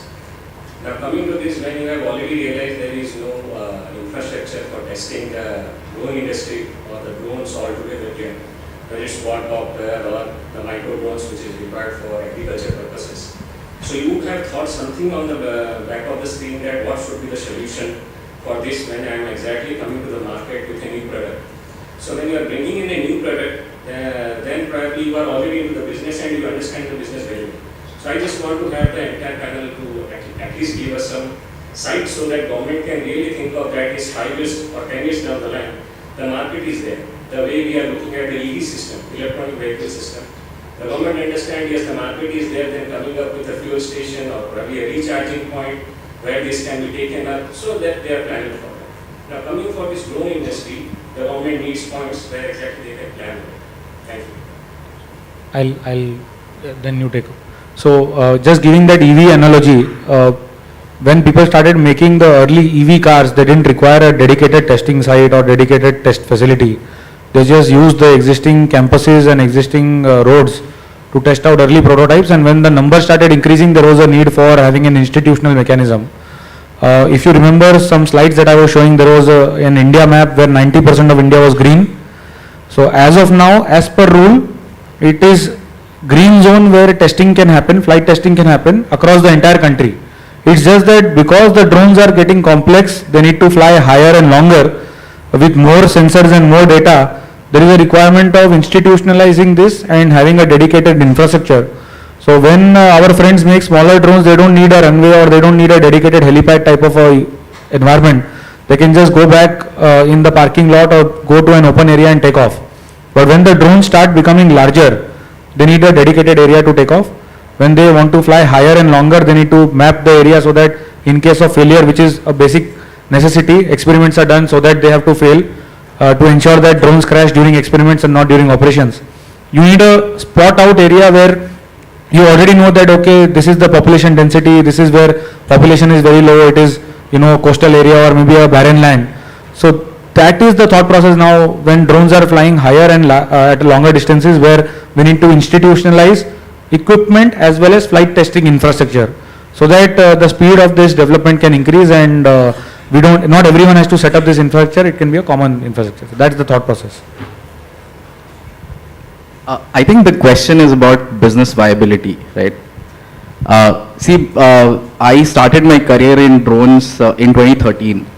I was with a government organization myself doing drone development for 3 years, and I have seen that cycle, how I had unlimited amount of fund, I could do anything, but there were a lot of restriction with processes and what we could do, how we could do. So that's what forced us to form a company, and we are in our 8th year now. We'll be completing 8 years, and we are growing very slowly. What we have learned in that period of time, after all, it's a capitalist world. Nobody is going to pay you even a rupee more if his existing price is less than that, right? So you have to fit that bill. Where government has helped or where government can play a role is in subsidizing that. For example, cell tower inspection. Today, the person goes with a checklist, does blah, blah, blah. There is a very nominal cost to that, right? And this entire telecom industry is basically built around that cost model. If I go there and if I tell them, I will charge you 5x more, but here are the additional things that you'll get. It is impossible to change that model. But there has to be a higher goal that needs to be achieved, or we have to find that. We have found a couple of use cases which we are trying to scale now. But there are many more. There are many more that people are talking about. Happy to talk more, but yeah, these are the thoughts. So 2 examples of business viability. I did mention about agriculture and mining. Agriculture, the goal is not to spray the pesticide at the same 300 rupees that a labor gets, but it is to save life, which is where government comes in. So there is an initial subsidy period. When technology starts maturing, the cost will pay for itself. But what is the difference? Instead of 300 rupees, it is just about 400 or 450 rupees. So not 3 times or 4 times. Mining, imagine if you have to stop mining operations for 3 or 4 days versus getting the same survey done in a lunch break. I mean, it's a no-brainer for any mining operation to save that time, have that 3 or 4 days of extra mining happening and that process to continue. And all of this now being captured in high resolution. So the data that is being captured and the decision on which, what is the primary purpose of a drone? It captures 1000 images, then converts the images into a 3D model. Now you don't need people to manually set up those towers and measure the distances or the stockpile and all. You can just click 2 points on a 3D model in the computer and okay, what is the volume of the stockpile of the extraction, or whether the road that has been created in the mine, whether it is following all the regulatory compliances and the best practices or not. So that's the power that drone data is getting. So of course, some places there is economic viability, the industry is automatically taking off. Some places government is subsidizing, some places, as he mentioned, cell tower, it will come when the goal of the company also changes. That I don't want to do a basic survey anymore. I want to, sort of go forward and do something more to, sort of improve quality or something like that. Thank you, sir. Thank you. I have a question, sir. Please. Hi, my name is Sunil Sahu. I am the CEO of Innodas. We are working. Take all the question and have the last question. Please. My name is Sunil Sahu. I am the CEO of Innodas. We are working in the skilling domain since last 10 years. I also worked as an expert for World Skill Competition 2022. And we use drone as a very important part in our skilling programs because the drone is used to capture images and then we need to analyze the images. And the World Skill Committee has recommended that we need to use DJI drones. I believe it's a Chinese brand. So fortunately this time, Mr. Abhinav Shukla, who is a fellow colleague last time, he is a skill competition manager, which is the highest post in the World Skill Competition.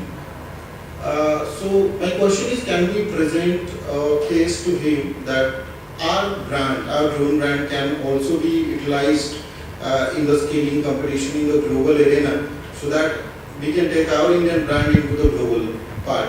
So this is one, and second thing also, we can also use our workforce so that companies like China, Japan, those who are participating in RE, they will also use our drones. I'll just try to analyze this question and give you a sort of corollary.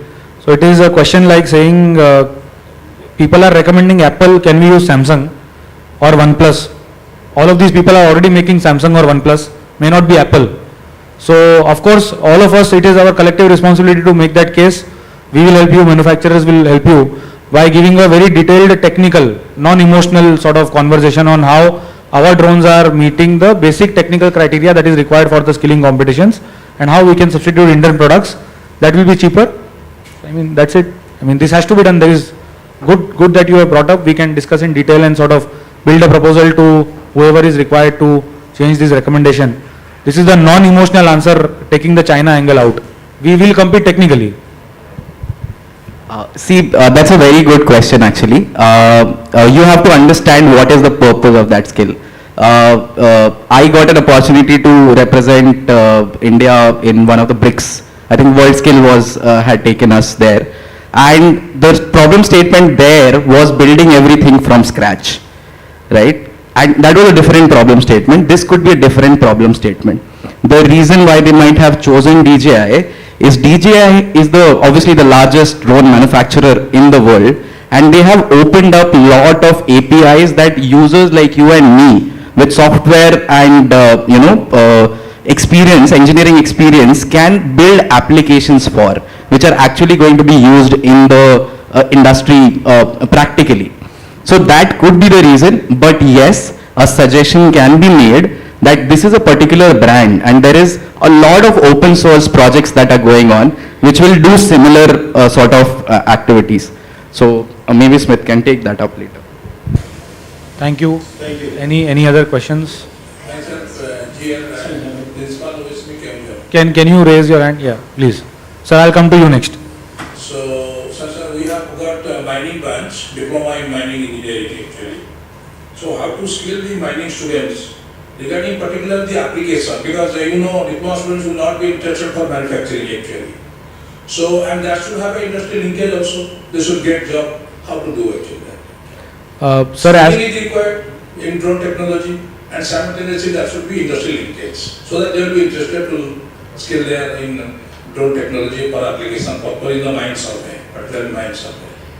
Two roles that can be taken up.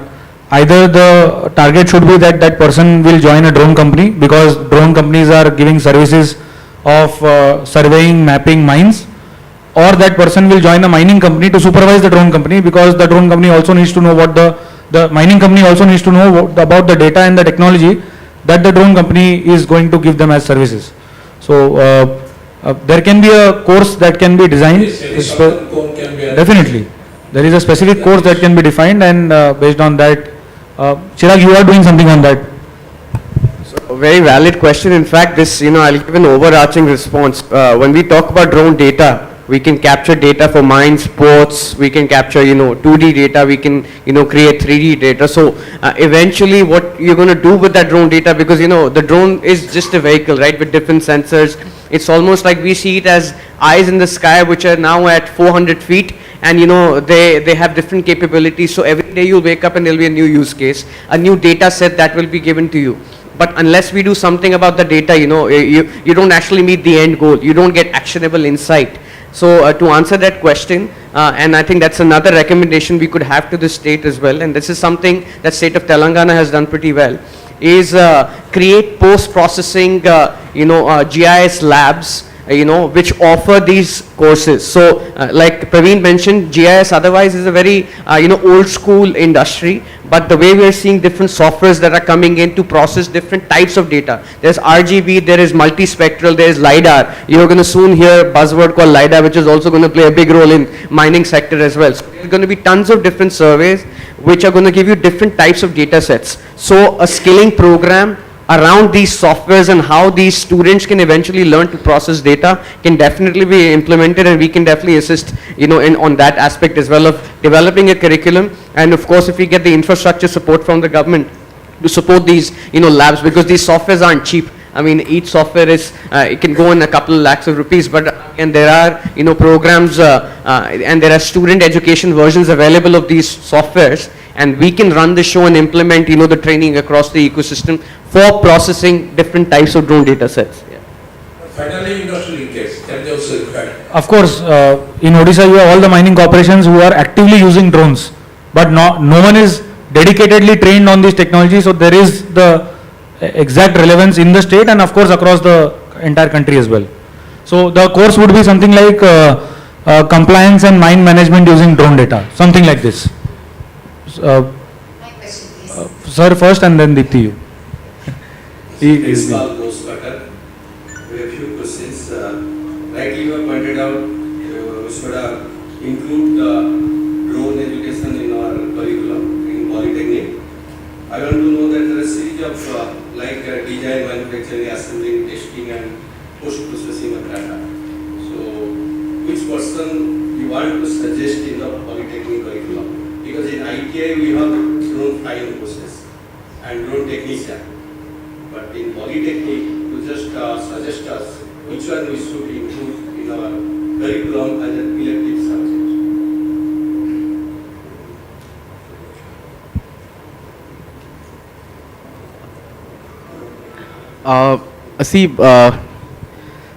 One initiative that we have taken, this is based on the research that we have. Am I audible? Yes. It's that as we've already discovered, there is a lot of aspects to this. When you reach that graduation stage, or when you are doing your graduation, what you want to know that where would you take your career path, right? Where do you want to do that?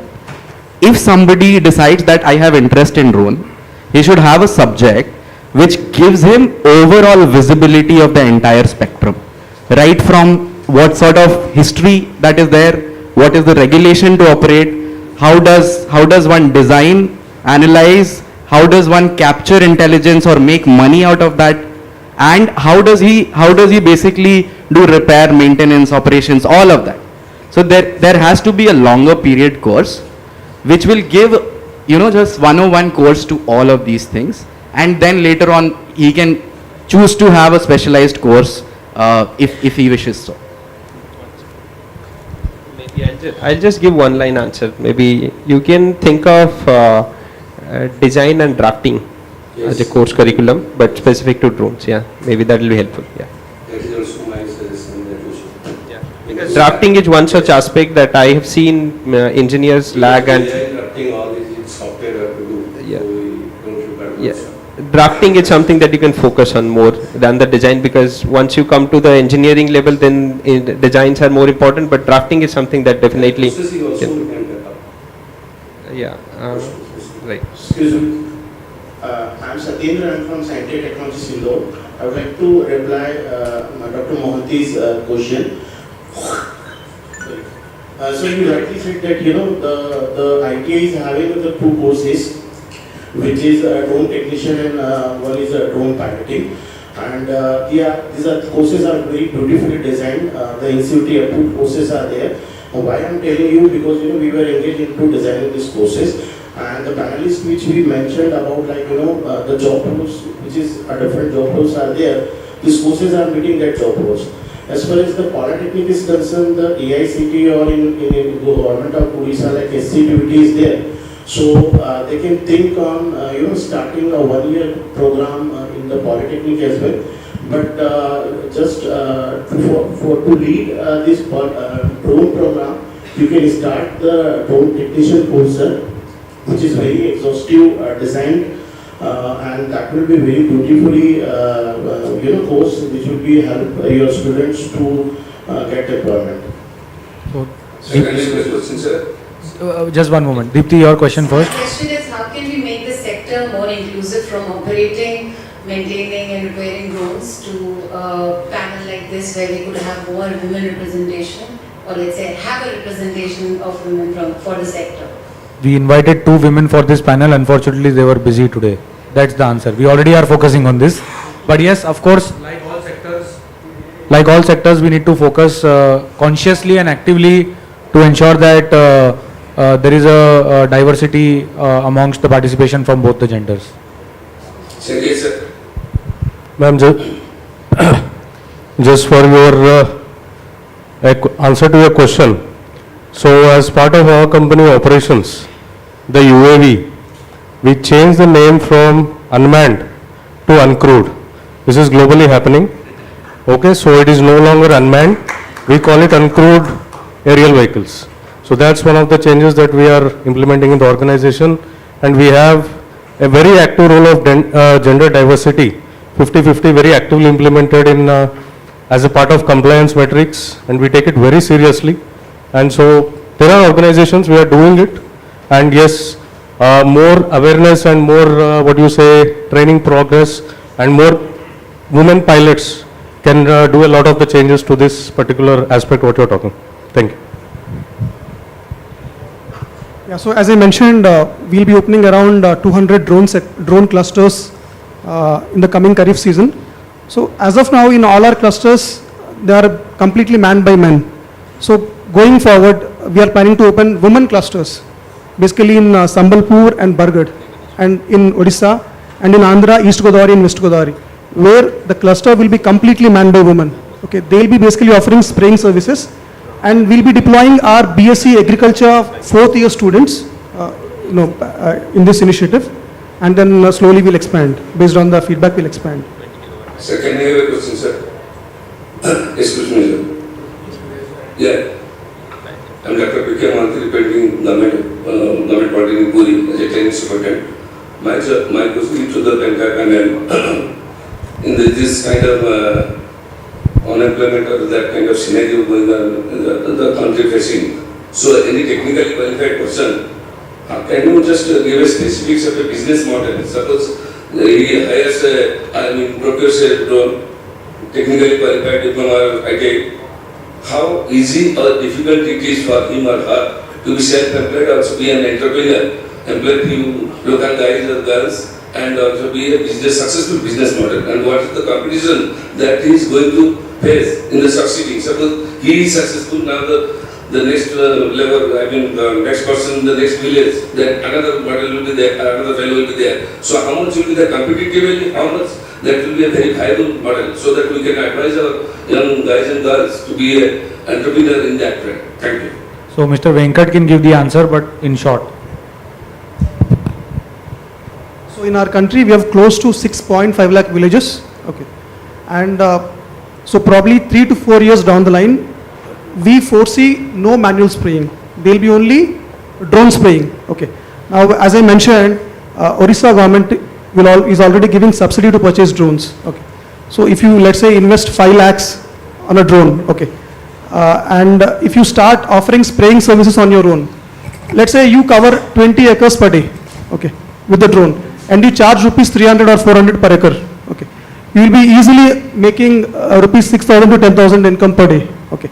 And assuming that you offer these spraying services for 200 days in a year, you will make a lot of money. Okay. So this sector, the drones in agriculture sector has immense potential. Okay. So there is a requirement for close to 1 million drones in agriculture sector. Okay. And it will provide a lot of employment opportunities. Thank you. I think similarly, there is surveying, mapping, the projects that are going on right now.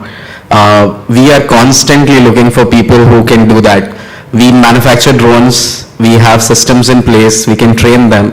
We want them to come to us, and we would be very happy to sort of give them drones, extend whatever support we can, plus projects, and right nearby their locations. That's the idea, and as we mature, as the sector matures, this will be more and more common. Assembly and manufacturing of drones is going to be a centralized activity because it's highly, compliant process. However, local level entrepreneurship is the way to do this at a massive scale. Just to add one more thing, so what we're also doing to encourage more startups, obviously the ones who are not, who are cash strapped, who don't have enough money to start with, even if let's say the loan period starts, many times you've seen it can take a long time before the loan can actually come to your bank account. So we as a company are starting drone rentals soon, which basically would mean it's like a wet lease model in the aviation industry, where our drones certified, with our certified drone pilots will work for you or for the service projects that you end up taking. So all you have to do is take the local lead generation and pick up that business, and then we come in as partners who will give you the drone and the certified pilot, so you don't have to invest heavily on capex. Your upfront commitment is not as high, so the business risk is mitigated, and we end up taking that risk for you. But from our end, we would be giving you, because the entrepreneur needs to make sure that the machine that if he or she ends up buying has to stay in the air. The drone will only make money if it's in the air, right? Similar to aviation. So how do we ensure the asset utilization is proper? So in that essence, with our drone rentals, we're going to take away that that issue. वो बंदा कल सुबह सोचा यार मेरा आज drone उड़ेगा या नहीं उड़ेगा, whether I'm going to make money tomorrow or not. So we want to hedge that risk for that individual and come in as the technical support partner for these entrepreneurs, and all they do is local lead generation. They have the connect with the local at the farmer level as well. So the trust is on that person. So I think the entrepreneurs can play on that trust when we come in as a back-end support for them. Yeah, so that's something we could do for the community. This is from so just add to what Chirag said. See, anybody willing to become an entrepreneur, so you can actually work as interns, let's say for 3 months, 4 months. You can work in agriculture drone cluster, or you can work in the mapping area, and once you gain experience, okay, then you can take a decision to purchase a drone or to work as an employee. Okay. So you'll understand the nuances during this 3 months, 4 months internship, and then you can take a call on the way forward. One last question. This is from Polytechnic Malkagiri. So we have got the proposal from Garuda drone manufacturing. Sir, can you erase? Yeah. So we have got the proposal from Garuda manufacturing company, drone manufacturing company. Hopefully we will go for MOU with Garuda. But my question is, the training required for drone, whether it is included in sector skill council or not? Sir, just like driving, basically it's a regulatory requirement. You need to approach a DGCA authorized remote pilot training organization. This is a regulatory mandate outside the sector skill ecosystem, which is the basic drone operations training. For that, it's a license requirement by Ministry of Civil Aviation. Beyond that, the other types of skilling that can be taken up by the Sector Skill Council and the various aspects around it, or the Sector Skill Council can make a course, some of them have already done it, which includes this regulatory training. But to operate a drone in this country, you have to go to a DGCA approved drone training school. That's the mandate.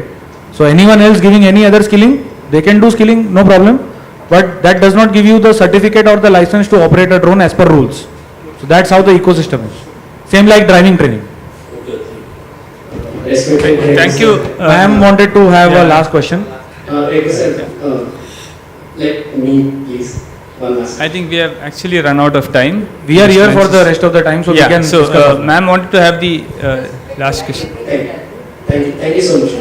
Thank you so much. Sir, me Dr. Deepak, Medical Officer in charge, category, representing National Health Mission. So the points which we all talked about now, we talked about the defense, we talked about the geography, and we talked about agri, many things. So now I just listened from Satyabrata sir, the medical. So the role of drone at the medical, like, is there anything if you can figure it out, or do we have any such success stories, especially during the COVID, to get the treatment delivered? And me being a community health specialist, we lost many of our, not the public, especially our healthcare providers, the doctors, many frontline workers, we lost just because the direct contact, taking the COVID scenario or many other things. So is there anything as such of the drone, like the technology and advancements in the medical field, ultrasound or robotic surgeries or the laparoscopic surgeries, whatever it is, medical is always hand in hand with the technologies. So is there any role of the drones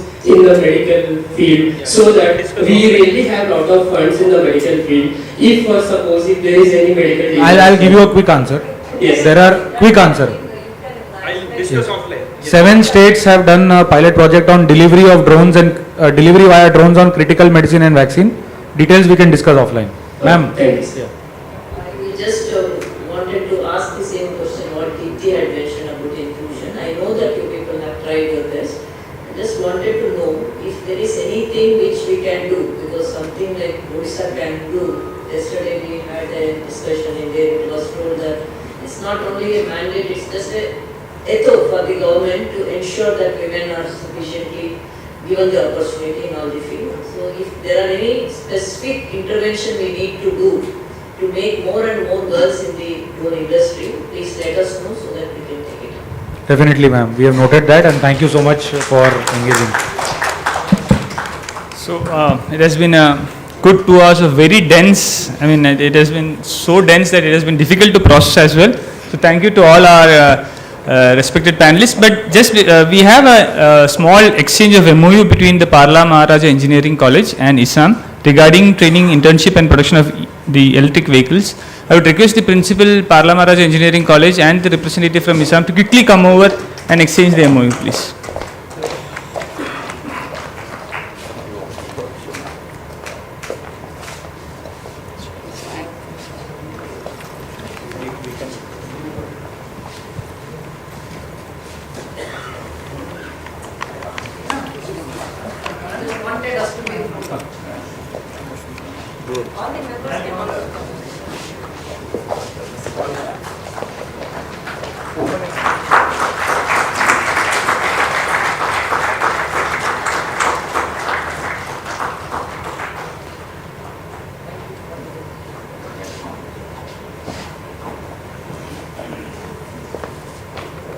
I would like to request Sri Ashwin Gowda, Director of Karnataka Skill Development Corporation, to come over to felicitate our respected panelists, as also Ms. Jitamitra Satpathy and Ms. Sabra Rani Sahu, who are one of our leading women ITA principals. We would like their tribe to increase, but as of now we have only 2 of them today with us. Please come over and felicitate our panelists.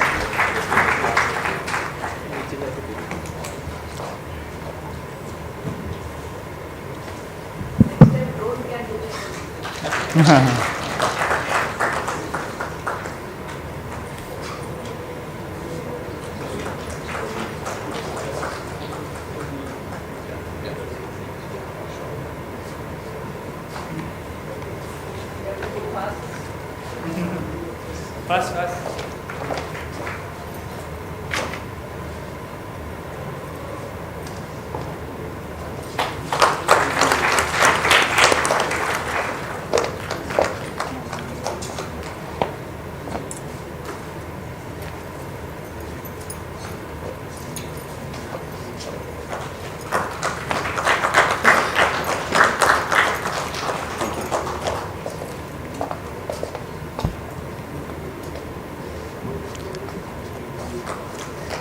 I also request you to please stay back for a quick photograph with the panelists.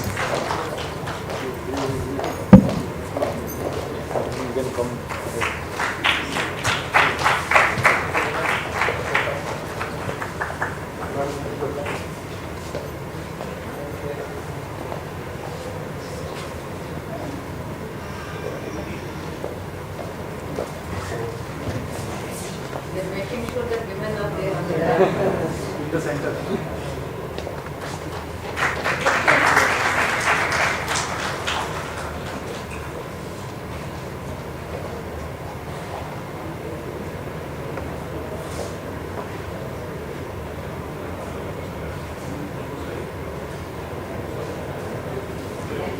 A quick announcement for lunch. The lunch is being served at the hangar where we all had lunch yesterday also, just near the main menu, yesterday's main menu. Since it's a bit far away, we also have some electric vehicles manufactured by our Odisha-based startup Skyrider Institutions parked outside. Some of you can use that. And if you would like to walk, you can also walk down. It's not that far away. So thank you all for joining us in this today's session. Thanks to all the panelists for joining us, and we would certainly like to work more with you. Thank you.